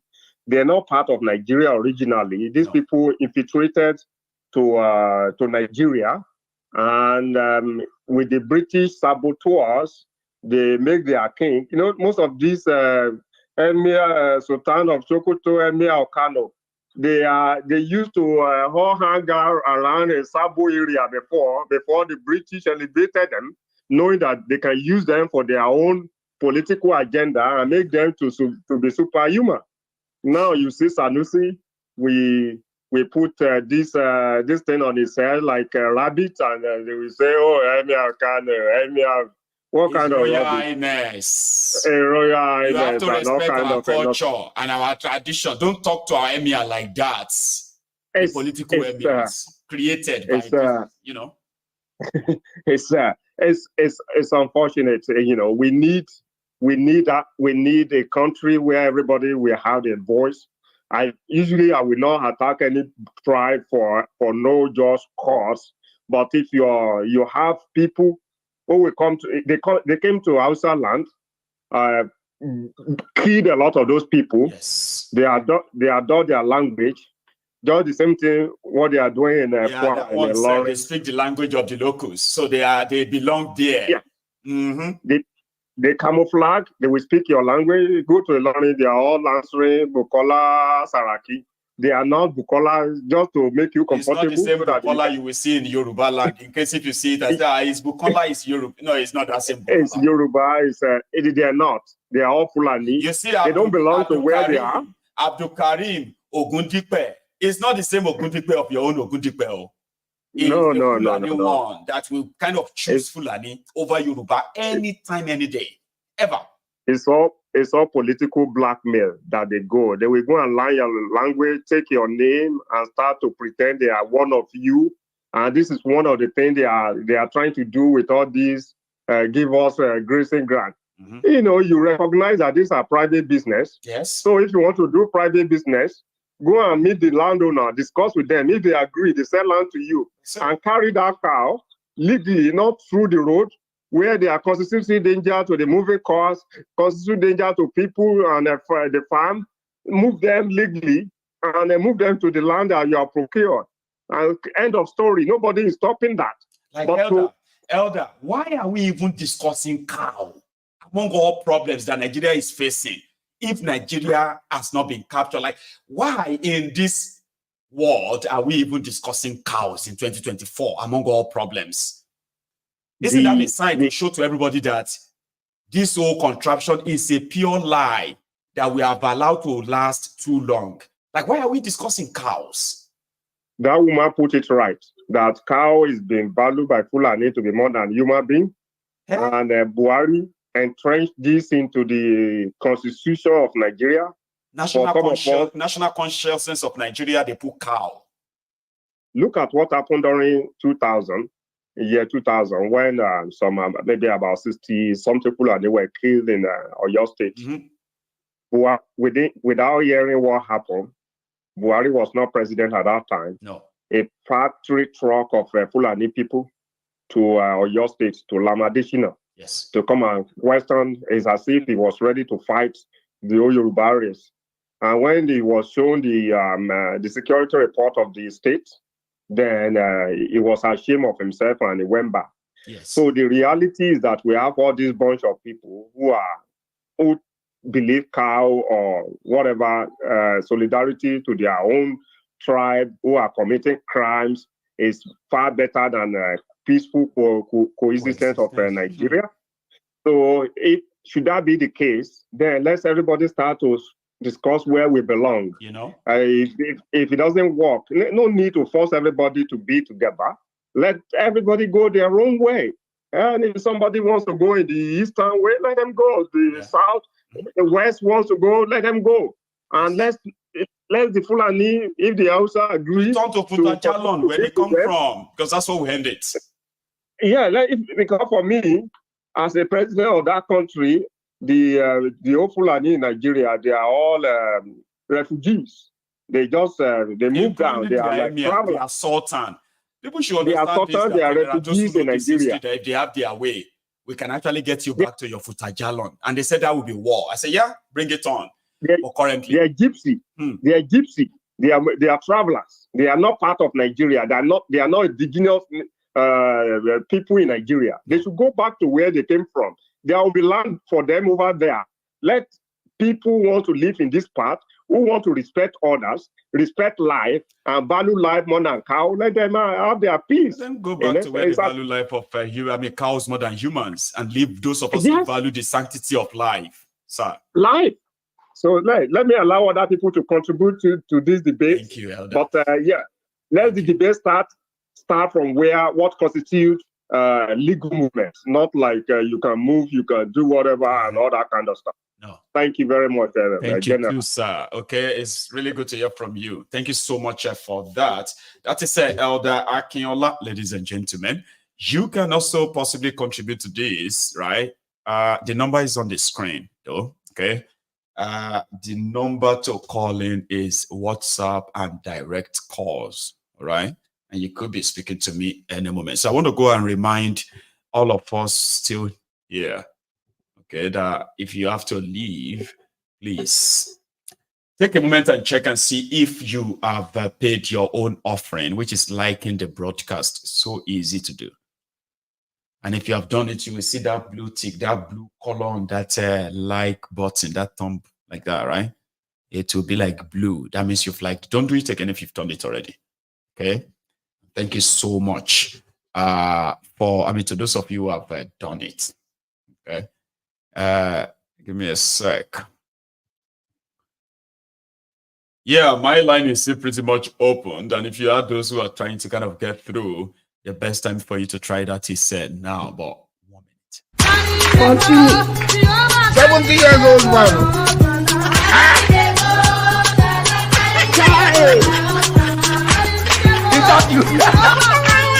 Jesus is Lord.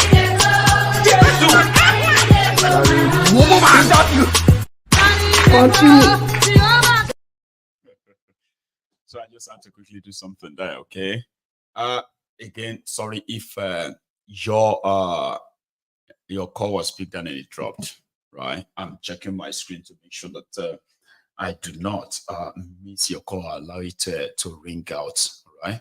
Listen, if you joined us midway in this broadcast and somehow you do not really understand what to call in and contribute about, right? You could go spend your time and watch this from the start and watch where you miss, the part that you missed. Grand. So let's see, what do we have? Oh, damn it, man. I think I'm having a problem with my line now, unfortunately. So it gets in, it gets out, and that's horrible. I love it when it's like a free flowing. While I'm talking, I already have somebody waiting or two people. I could put them on, right? I'm having trouble. I have one. So, hello. Austin, is that you? Yeah, it's Austin. How are you doing? I am very well, Austin. It's been a while, though. Maybe not a while. Yeah, I think I with you last week, didn't I? No, we didn't speak, but I always listen. Sometimes I know that one. Yeah, well, here you are, Baba, yeah. Actually, like I said, you are doing a very good work and a marvelous work. Thank you. It's we like words to express our gratitude towards you because you have been so good in this field. You have been doing extremely good by educating us and trying to give us the information that we don't have time to see or to get from Nigerian media. So, but kudos to you. If there's anything I'm missing about Nigeria, what time is it? Mayego should be live soon. I will do a lot of catch up once it's on. So that's some stuff. Exactly. Kudos to you. And what I really want to say is that I don't even know how we come to this point at this level. In Nigerian Senate, we are debating about cows and herdsmen and whoever. And the Southern Senators are there. The Southern Senators are there. Well, they are not saying anything. Earlier this afternoon, when I shared the first part of their debate, right? Abaribe actually spoke. He was the one who said he has no problem with the bill, but the ideal thing is that all these Fulanis who want land and all this ranching stock, they should go back to their state where they come from, and their state government should give them the land. Nobody should be forced from any part of southern Nigeria to give them land. Abaribe said that. But it's because I've already played that video this afternoon. I didn't repeat it this evening, but Exactly. So I don't know how they want to force people their hard-earned land to be given to one useless tribe. Sorry, I'm just using this word. I'm saying it, and I don't care, and I don't owe anybody any apology because I don't see how someone will come from anywhere.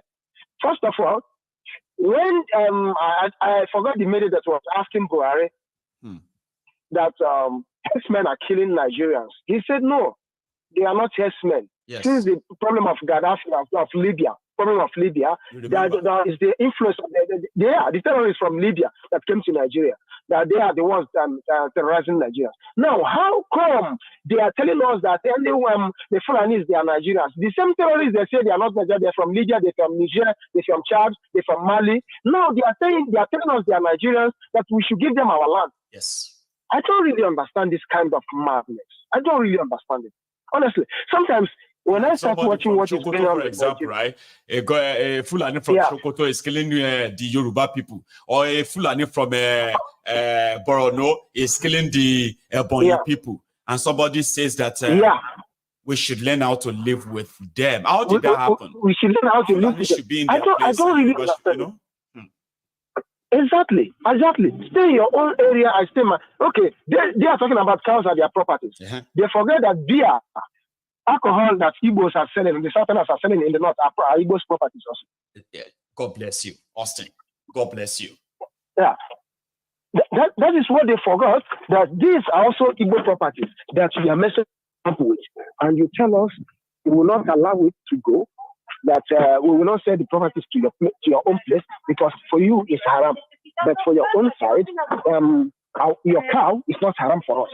So I don't really know how we come over this. That's why I said, for me, Nigerians, let them keep on decision themselves. I'm talking about one Nigeria. Let them keep on dreaming. I'm talking about one Nigeria. Till all our eyes will clear. If we don't stand up now and divide this country, fight for the country to be divided, we will end up in their own soup. They have their plans, and Buhari facilitated the plan for them. A lot of them have done a lot of things in Buhari regime, and they are still doing it, and they are going to do more. You will see that bill will be cancelled. You will see it will be cancelled. Hello. You will see that bill will be cancelled. So I am asking every Nigerian that I hear saying and thinking, no, we are one Nigeria. Fulanis, we are the same thing. We are one. Don't let us talk like that. Let's come together. Yeah. We are one. If I say you're mad, you and we be one. Yeah. You will see at the end of the story, that bill will be cancelled. You will see. You will see. Because now they are countering it. Nobody is arguing. Nobody is saying anything. They are just looking. Only Abaribe said something. No other person. Whoever asked about Akpabiole, he said, we have how many senators in Southeast Council? In the Southern Zone, how many senators do we have? We have about 6 plus 5, that's 17 states in the South. 17 states times 3. 3 times 17. You see that's gonna be that's gonna be like not 17. Would you say okay? Yeah, the whole South. You're right, because the entire senator, right? It's not 17 by. Is it 17 by 3? 17 by 3. 17 by 3. That should be about 40. Yeah, 49 or so, or 48 or so. 50 something for long. 3 times 7, 3 times 1. I know we do not have up to 60 senators from the South. Okay, no matter how so for some reason it's like there are confused state that doesn't have 3. Somehow I think, because they have 107 senators, I believe, right? Out of the 107, 109 senators. It's actually 109, right? So I think 63 or thereabout of them come from the north, and about 46 or thereabout come from the south. 46. I can do the math anyway. From the south. I get what you want to say. Go on. I'll go do the math. No. Up to 46 senators. Yeah. Only one person can counter them. Only one person can counter them, and others keep quiet. So that's to show you, we don't have political leaders. We don't have it. Let Nigerians stop wasting their time as saying that Fulani will go in mouth with their mouth. No. I remember when ESN was when Nnamdi Kanu was there, ESN did not speak with them with mouth. They spoke with them with the language they cows, of course. Seriously. And they left the whole Southeast. They run away. It's only when the whole thing went the other way around, they are coming now small and try to mess up again. I think the only option Nigeria have is to go to them. Don't listen to all these lawmakers, because the lawmakers are Fulanis. The Igbo lawmakers are Fulanis. The Yoruba lawmakers are Fulanis. They have cows. All these guys you see, they have their own cows. They are bringing Fulanis to come and rear cows for them. Look after. You are right. They are the one buying AK-47 for Fulanis in the south. And so when a Fulani will rape an old woman, nothing will happen. When he kill an old woman, nothing will happen. So let's not deceive ourselves and be saying we are one Nigeria, we are one Nigeria. We are not one. And we'll never be one. From my search there, indeed, they have 51 senators from Southern Nigeria. That's what I'm saying. From Northern Nigeria. Yeah, 51. So only one person. Where are the 50 others? Where are 50 others? Where are they? Where are 50 others? It's a big question, right? It's a rhetorical question to say, okay, where are the remaining 50? There were those clapping, and maybe there were those who shouted nay, or those that will shout nay, but the eyes will have it. Isn't that unfortunate? Unfortunate. So let me take another one. I have another caller on the line. Hello. Hello, good evening, my good general. Good evening to you, Baba. Fedi, is that you? Yeah, this is Ferdinand from Newcastle. It is Ferdinand from Newcastle. Prof, thanks for joining us. Thank you very much. Yeah, thank you, Mayago. Today's episode was a banger. I was just so disappointed. Yeah, I was just quite disappointed, when I was watching them at the Senate, their debate about the right of cows. It shows you how misplaced we are, as a people, especially our priorities, Yes. So the president holds a national anthem as his priority, and then the senators were debating about cows, if they fall under section. I think it was either section 46 of the constitution, that their trashy constitution, section 41, that says for rights of free movement of persons. And this is the particular section that the Fulanis have been using to migrate into other people's homes and forests. Because of that particular section, that is why the problem of Nigeria is only division. Because once Nigeria is divided, that section becomes trashy, and that constitution will not bind anybody. So if they want to come to Oduduwa Republic or Biafran Republic, they will need to apply for visa. And it is only when you grant visa to a herdsman with a cow that he will have the right to come into your country. You get it? And he won't bring a cow with him. And he won't bring. You won't even give him visa. Look at, for instance, in the UK, will never you can't get a visa, right? You can't come to UK here if you don't have any business. Like if you're not an intellectual, first of all, to start. It's either you're coming as a skilled worker, or you're coming as a student, or you're coming as a dependent. But they've even closed that because an investor too, or an investor. So no Fulani will even stand the chance of getting a UK visa. That is to tell you how they don't even apply, Ferdinand. What did they want to do? Anyway, they don't apply, yeah, because they don't apply. They don't apply, yeah. But I'm just giving you an instance. So the only solution is to divide Nigeria, and then that stupid constitution will be a trash. And because what really happened in the Senate a few days ago actually made me realize that nobody is there in the Senate. They are all rubber stamps. Look at even when Dinez had it, Akpabiole couldn't do anything. He was, he started.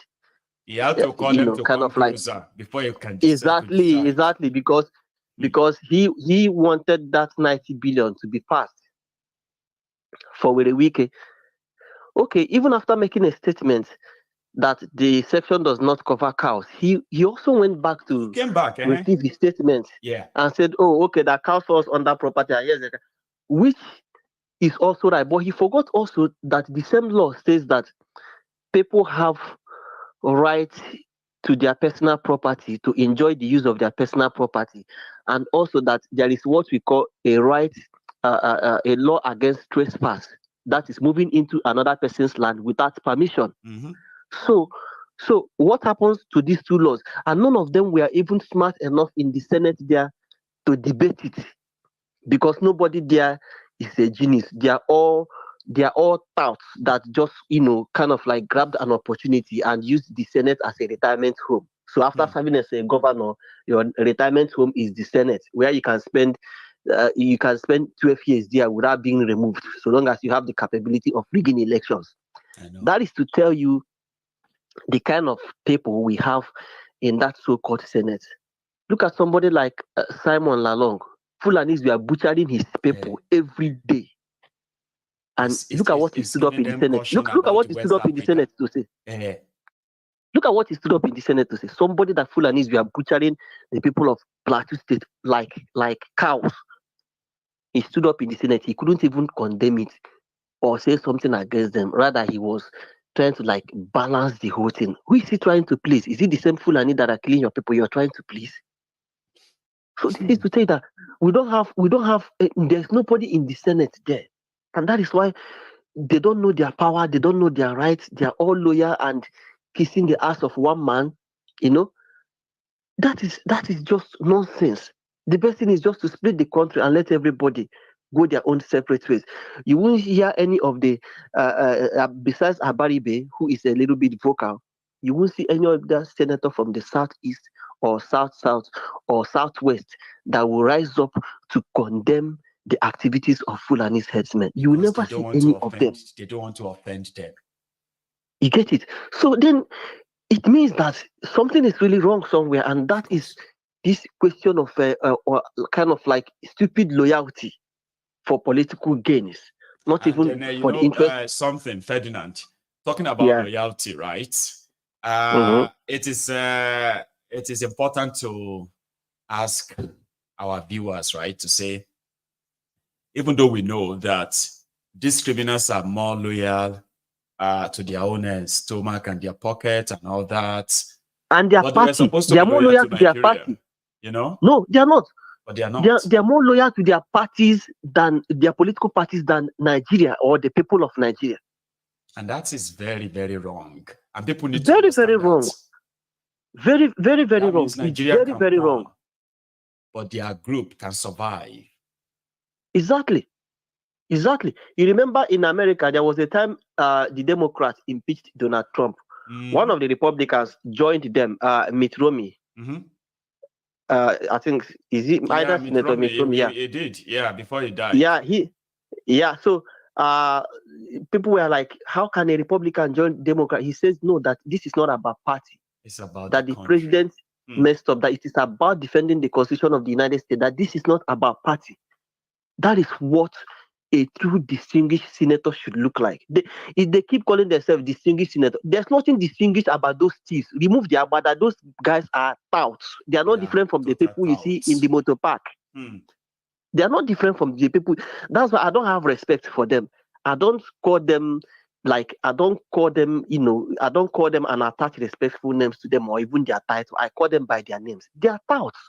They don't know what they are doing there. So because of one man, because of a section says you have the right to move to reside anywhere in Nigeria, that means that another person's right is no longer protected, because you forgot that those farmers, that these people destroy their farms, that those farms are also their property, and they also have the right to protect their property. And they are not even being mentioned in all of this at all. They are not even mentioned.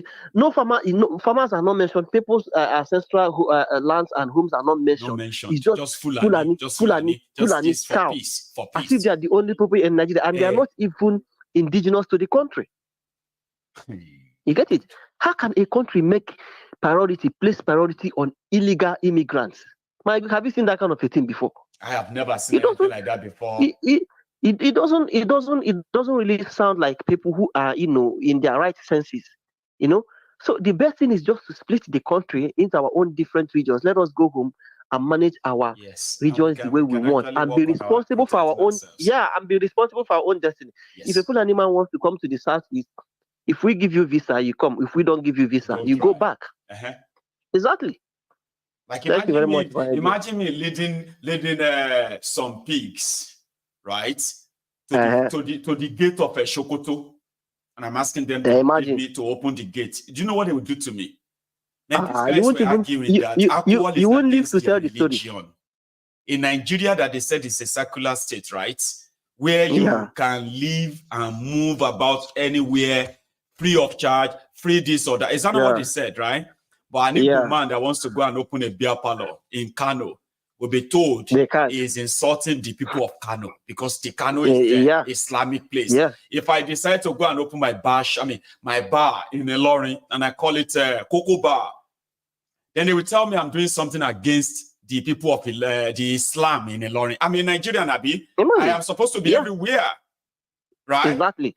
But we all know that I can't be everywhere or else I'll be killed. When it comes to and you see the stupid senators, Akpabiole and others there, they did not remember that the same provision that gives Fulani rights to bring cow from Niger or from the north to the east or south also gives the southern the same right to carry beer and go to the north and also they did not remember it. And go there. They did not counter the debate. They did not make the argument. Don't count. People like us don't count. That is what these people who call them. See, whenever we call ourselves Nigerians, this is where you get to know where you belong. You do not count. Exactly. Every time you say I'm a Nigerian, you are practically just setting yourself up.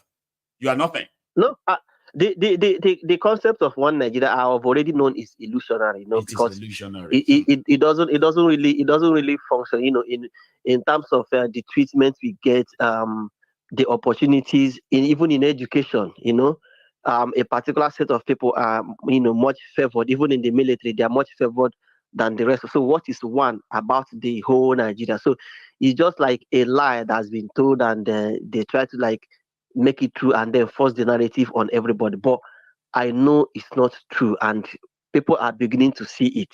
You get it? People are beginning to see it, and you can tell because right now, people they used to think the problem of Nigeria was the Igbos.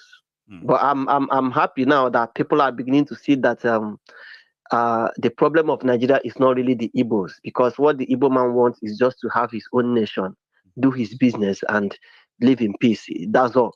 So people are beginning to see that.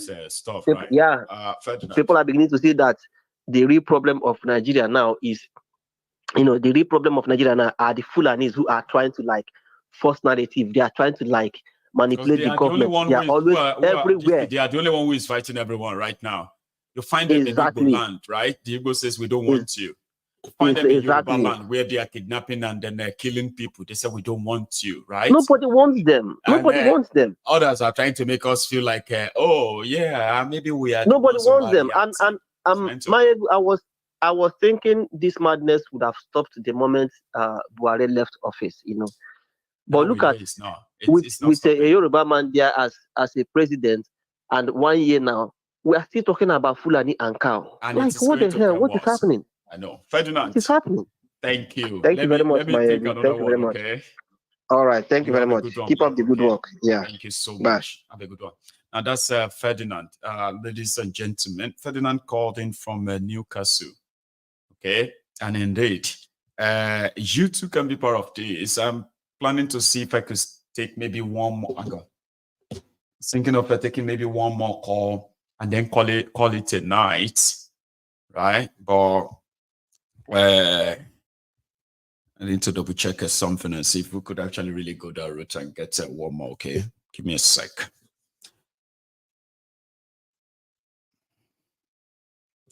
Yeah, brilliant. So thank you so much, everyone. Our time is already rounding up now. Okay, we will be calling it a night. That is kind of calling it a night early enough. So, but let's take this. Hello. Hey, good evening. Good evening, sir. How are you? Thank you very much, sir, for having me once again. Thank you so much for calling in. Please. I was just looking at the Nigerian national, the Nigerian Wikipedia. I see that there's still no national anthem there. they never updated them, Abi. Do you know that they have released another one, right? That is not. Yeah, they said I saw it, but I cannot play it. There's no music on it. There's nothing. Well, they haven't updated it, you say, yeah? It's so funny. A whole country. with all of that noise. So they haven't Oh pushed my any update God. online about it, no? No, because I think no, but because when you look at all the whole world national anthem, they had to make music like orchestra. What we have before is so poor. Okay, like just beating drum. That's not how national anthem is composed. When you look at United States national anthem, French national anthem, even the Chinese national anthem, there's a lot of orchestra with saxophone. You know, it will go down and break down. It's so beautiful. Full I think where instrumentals. exactly. If they want to, I think maybe that's what they are waiting for to do, because it's not only just to change the national anthem. Because what we have before is so childish. The music there is so childish. Only just like a kind of drum, like police drum, like police drum. That's what we have before.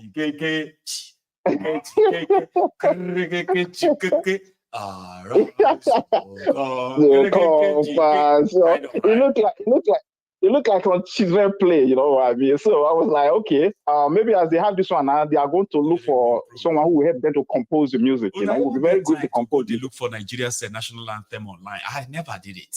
Like, no, I was things. Did you? No, as well you're talking right now. So okay, let me first of all go and look around. I said, let me see, because actually when they change it, I love the new text. Don't get me wrong, I love the new text. Right. Okay, but if they are able to kind of having this, they look for composers, you know, from outside Nigeria, because we don't have composers in Nigeria. Composers are Europeans. So if they look for a good composer that will compose the music for them for that new national anthem, it will be very, very good. That's what I see there, because what we had before is so childish. No, it's good. The text is very beautiful. I see. Yeah. I think that's what actually kind of attracted them to it again. Some of those people who sang it, I never sang it, so you know. Oh, okay. Yeah, I think so. I'm talking about the older guys now. You know, this older generation. Okay, they are so much into it that immediately they talk around it or talk about it started popping up and all of that. A lot of them kind of had this nostalgia about it and say, "Oh yeah, it was like that. Oh, it was." But sorry. Well, I never actually heard it sung before. I think when I was growing up, I never heard that before. But did you know? When I just look at it. Yeah, no, I don't know. I don't know. I grew up with you sound older than myself, right? So I kind of generally believe that the majority of the older guys actually heard it. I mean, it came to effect. This new one that they now removed, right? Okay, the old one now that they removed, right? Came to effect the rights of compatriots. That was 1978. Yes. Right, but prior to 78, I was too small. I was born at 75, so I'm too small. You didn't sing it then, okay. So I didn't. So that's why I'm saying it. Yeah. So with this one they have now, but the only thing is that if the history behind it is still colonial history, that is a little bit bad. That is where a little bit sad. If they could have just like edited it. I just changed some words there and it's okay. Look, it was composed by the British, but Nigerian edited it. It's okay. Otherwise, it's so beautiful, you know, because we as a nation, we need to be dealing with poetry. What we have before is so childish. The music is childish. The languages are childish. Right. You know, what they have now is very beautiful. It's very, very standard. That's what I can see there. You've paid proper attention to the words, the way you're talking about this now. But hang on, they themselves just came out today. Okay, they said that the one that is going to be official, okay, is not going to be the exact one that we all heard, right? Yeah. So it's going to be they have a modified one now. They gave that to the national. Okay, you see, that's what I was suggesting. Yeah, that's what I was suggesting before, so that at least they will say, okay, it was done by the Nigerians instead of colonial masters. You know. I get that. Anyway, yeah, I think that would be good. They modified it, and the ones they are going to send to everybody is not the one that people are singing now. The old version is modified. Maybe they've changed the motherland back to fatherland. Maybe they've changed the native land there back to I don't know. But yeah, okay. They shouldn't mess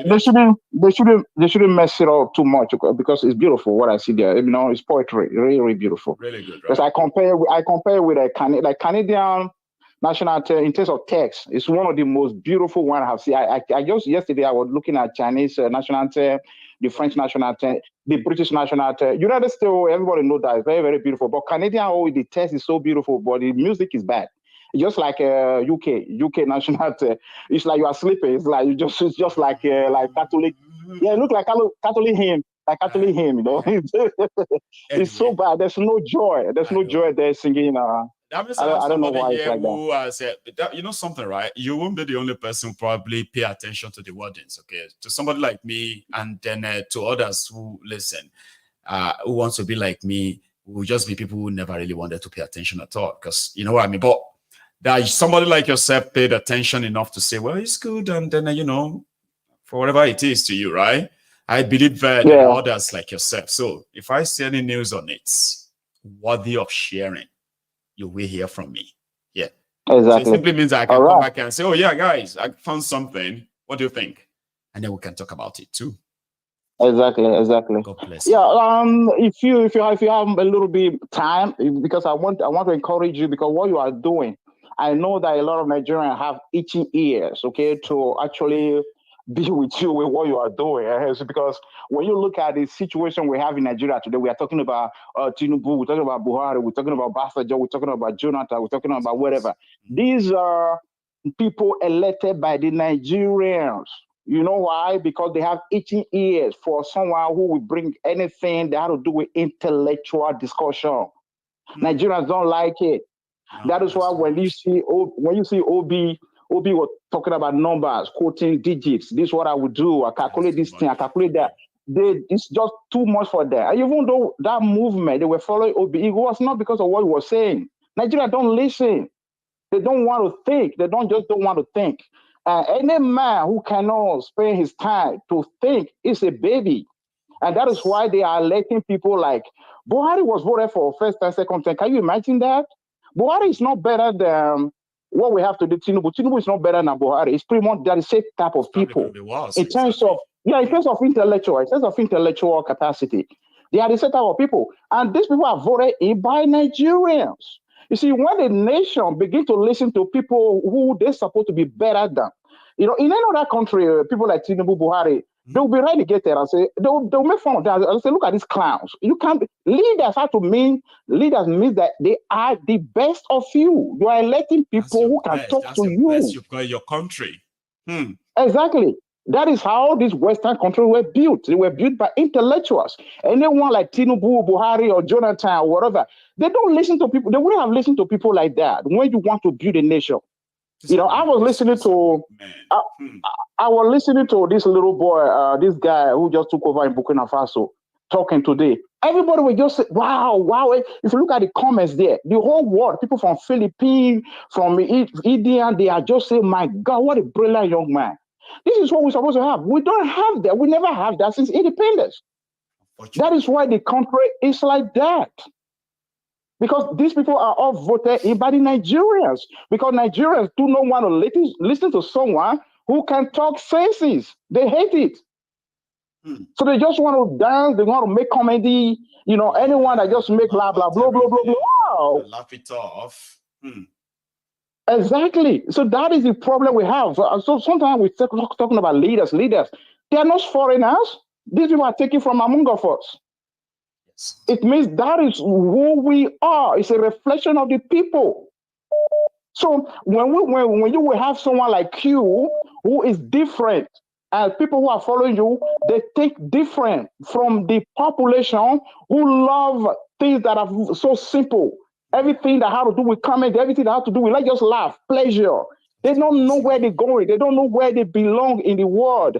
To say, why do you see that Nigerian citizens are always being harassed everywhere?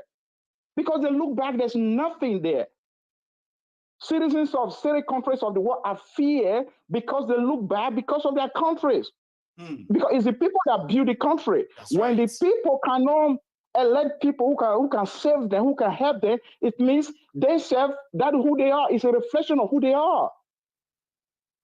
So what we have today now in Nigeria, that's where Russia was. I don't like the Russians much. I love Putin so much, but I don't like the Russians. Russians, they are ready to say their country are just like Nigerians. When you have these properties in UK, overpriced properties in UK, you know, they will call the Russians, you know, property that will cost about 1 million. They will sell those houses for them about 2 billion, whatever, because they are mumu.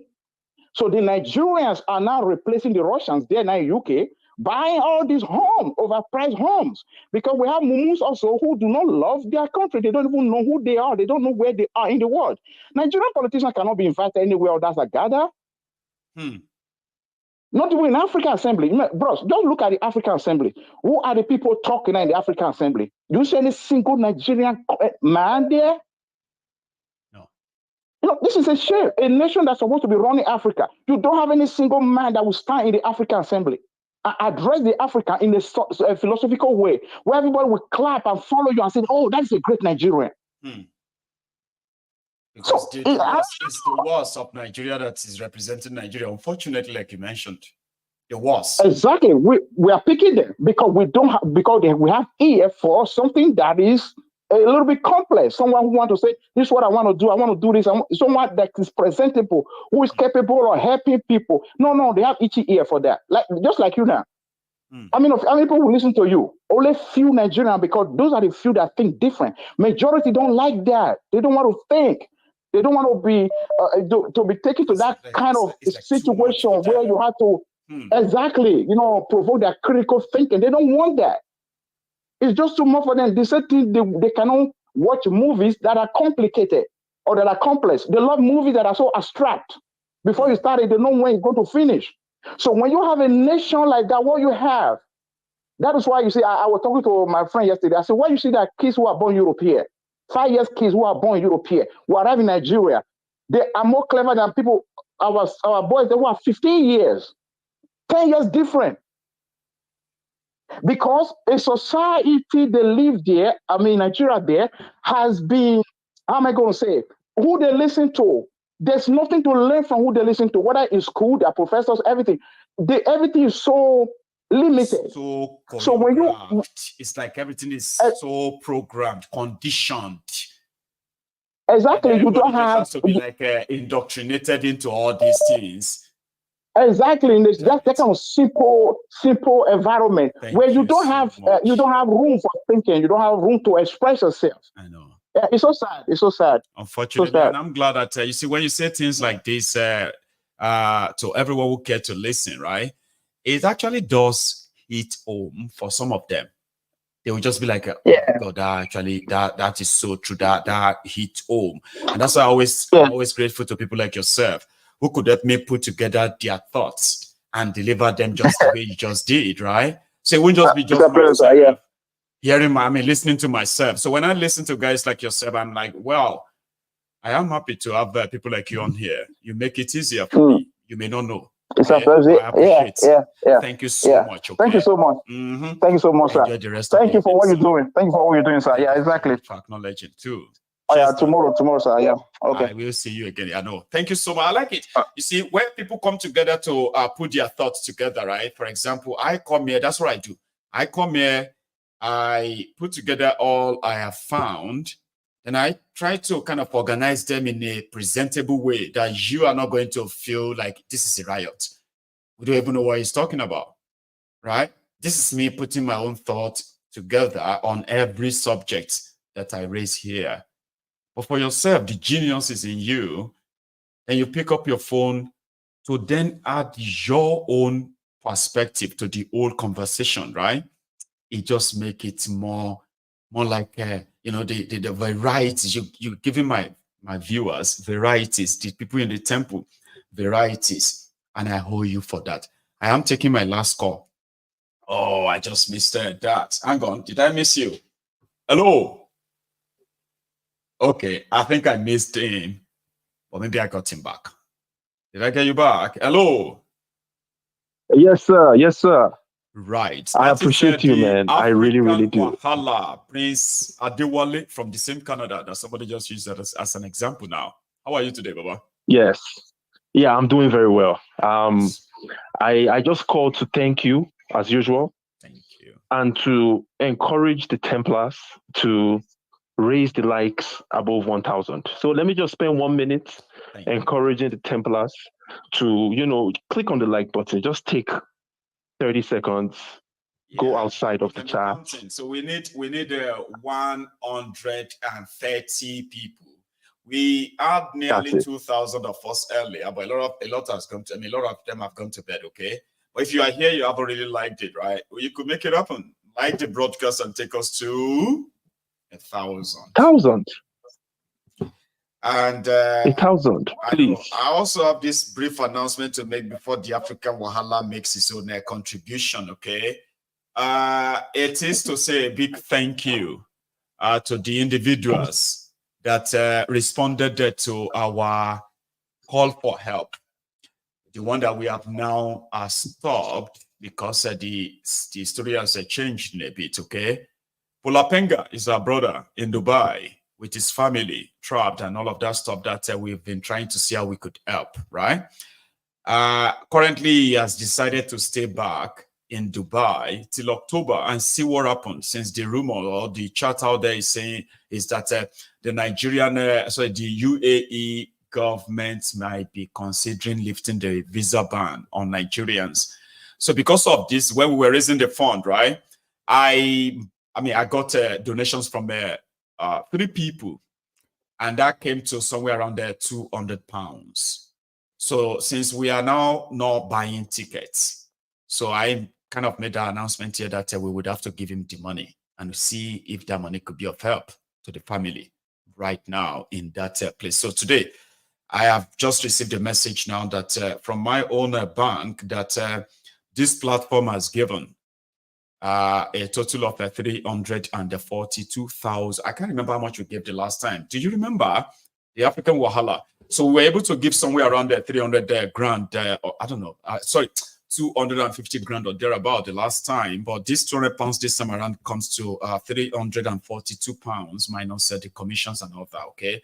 Pulapenga, you can call your bank now, okay? This platform has now released the fund. I think I've been saying that to him behind the scene that we will do it in the last 2 days, okay? So it's finally done.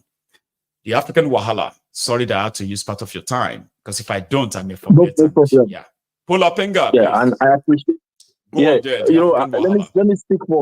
me speak for Pulapenga for 10 seconds. I know he really appreciates what you do.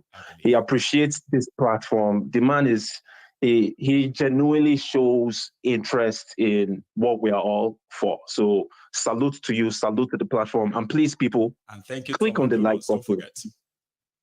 Thank you so much, our donors. Yes, thank you, donors. And please, people, if you can, don't feel shy. Don't feel some type of way to click on the super chat whenever we have a program. I personally encourage you to contribute. You know, we all appreciate what Maigo does. He takes his time. Even me, I'm overwhelmed. You know, I can't keep up. I'll be very honest. But the man keeps on delivering top-notch information for us. So just encourage him by buying him a coffee, click on the PayPal, click on the super chat, and most importantly, if you can't even do none of that, just click on the like button, subscribe, share the video to your contact. Yeah, contact, share it with your people. Mayegun, thank you so much, my brother. Yes, sir. African Wahala, God bless you. That's a brother from another mother.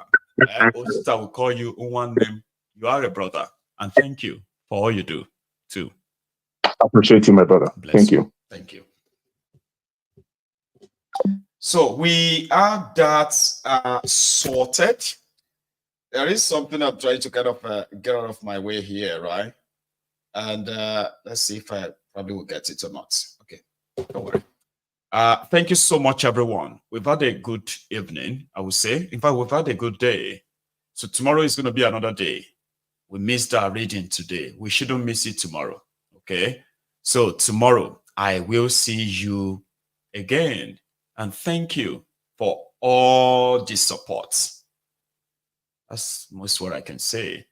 And this is my own way of paying back to say thank you. And that is ensuring that the consistency on this platform that a lot of you have now kind of has become part of you. There are so many of you whose day is not really complete until you have a chance of hearing what Mayegun has to say today. And that in itself is such a great support I do not take for granted. Okay, so yeah, that's my motivator. And I'm going to see you tomorrow. I promise. Until then, stay safe, take it easy. And Have a wonderful night. Good night.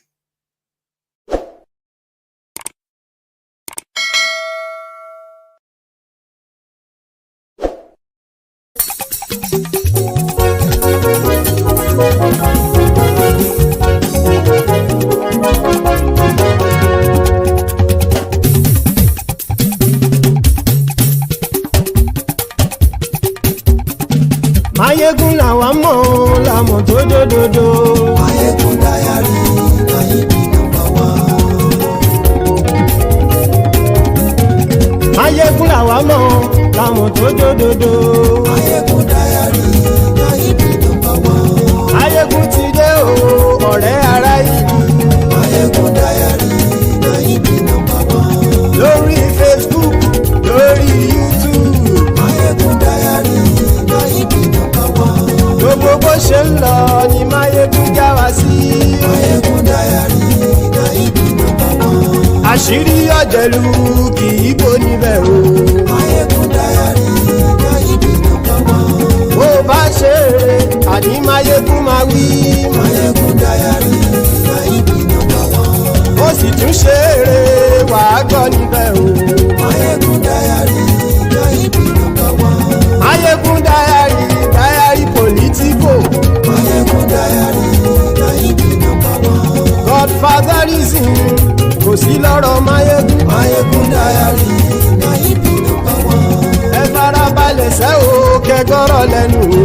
Mayegun diary, Nayibi #1. Àní Mayegun làwa mọ̀ tó dòdòdò. Mayegun diary, Nayibi #1.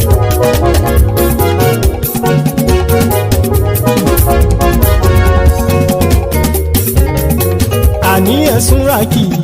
Mayegun ti dé. Mayegun ti dé. Ọ̀jẹ̀lú ẹ̀sùn ràkì. Mayegun ti dé. Àní ẹ̀sùn ràkì. Mayegun ti dé. Lórí Facebook. Mayegun ti dé. Àní ẹ̀sùn ràkì. Mayegun ti dé. Lórí YouTube. Mayegun ti dé. Àní ẹ̀sùn ràkì. Mayegun ti dé. Bọ́ bàbá gbé wúrẹ́. Mayegun máa wí. Àní ẹ̀sùn ràkì. Mayegun ti dé. Ijó ìgbádìyẹ. Mayegun máa wí. Àní ẹ̀sùn ràkì. Mayegun ti dé. Presido bá rúfin o. Mayegun máa wí. Àní ẹ̀sùn ràkì. Mayegun ti dé. Kí gómìnà kówó jẹ. Mayegun máa wí. Àní ẹ̀sùn ràkì. Mayegun ti dé. Ọlọ́pàá tí ń darí bá. Mayegun máa wí. Àní ẹ̀sùn ràkì. Mayegun ti dé. Aṣòfin tí ń rúfin o. Mayegun máa wí. Àní ẹ̀sùn ràkì. Mayegun ti dé. Òpùrọ́ olóṣèlú. Mayegun máa wí. Àní ẹ̀sùn ràkì. Mayegun ti dé. Ọ̀jẹ̀lú ẹ̀sùn ràkì. Mayegun ti dé. Àní ẹ̀sùn ràkì. Mayegun ti dé.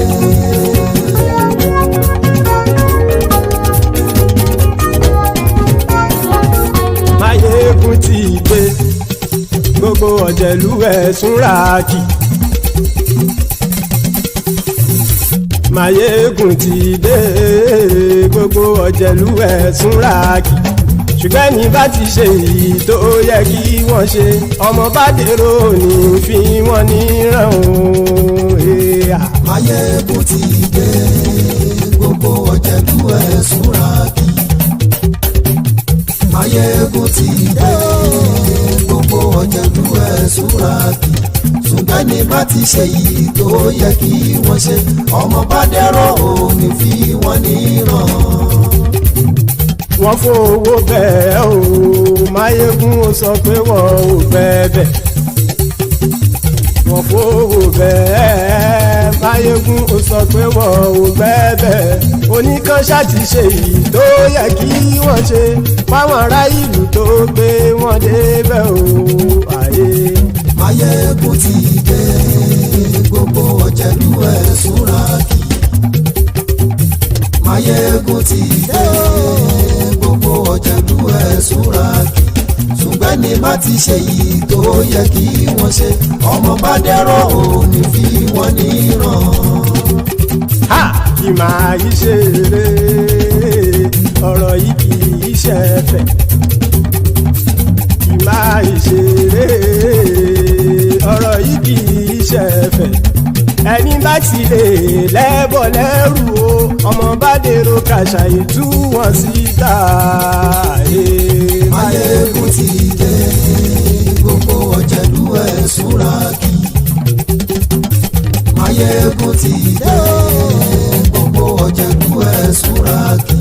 ṣùgbọ́n ní bá ti ṣe yìí tó yẹ kí wọ́n ṣe ọmọ bá dẹ́rọ̀ ò ní fi wọ́n níran. tẹnitẹni ọmọ Máyégún ọ̀rẹ́ ara ìlú mọ̀mọ́ ni mo fọlọ́hún sọ ẹ̀ bá kìlẹ́bù lóòótọ́ olódodo ìlú ọ̀tá ìlú mọ̀mọ́ ni ìwọ ṣá máa ń ṣọ́ra kò sì mọ́ bẹ̀rù bọ́tà ń lè rí bóníṣègùn lé káwọn mọ̀mọ́ fi ṣera wọn ni ó ti dẹrùn tí wọn ò gbọ́dọ̀ sè mọ́bẹ̀. èèpo ọ̀gọ̀lọ́mọ bá dérò tàjẹ́ ò gbọ́dọ̀ jẹ́ ó ti dọba lórí àbínú ẹni kò sì mọ́ fòyà àìsíwọ́lu ní ẹnìkẹ́ ìgbódì ẹyin lábàrá o ó kó ẹni tó bá dán o àkàmù. Máyégún ti dé gbogbo ọ̀jẹ̀lú ẹ̀ túnra kì. Máyégún ti dé gbogbo ọ̀jẹ̀lú ẹ̀ túnra kì o ẹni bá ti ṣe yìí tó yẹ kí wọ́n ṣe ọmọ bá dèrò òní fi wọ́n níran o. Máyégún ti dé gbogbo ọ̀jẹ̀lú ẹ̀ súnra kí.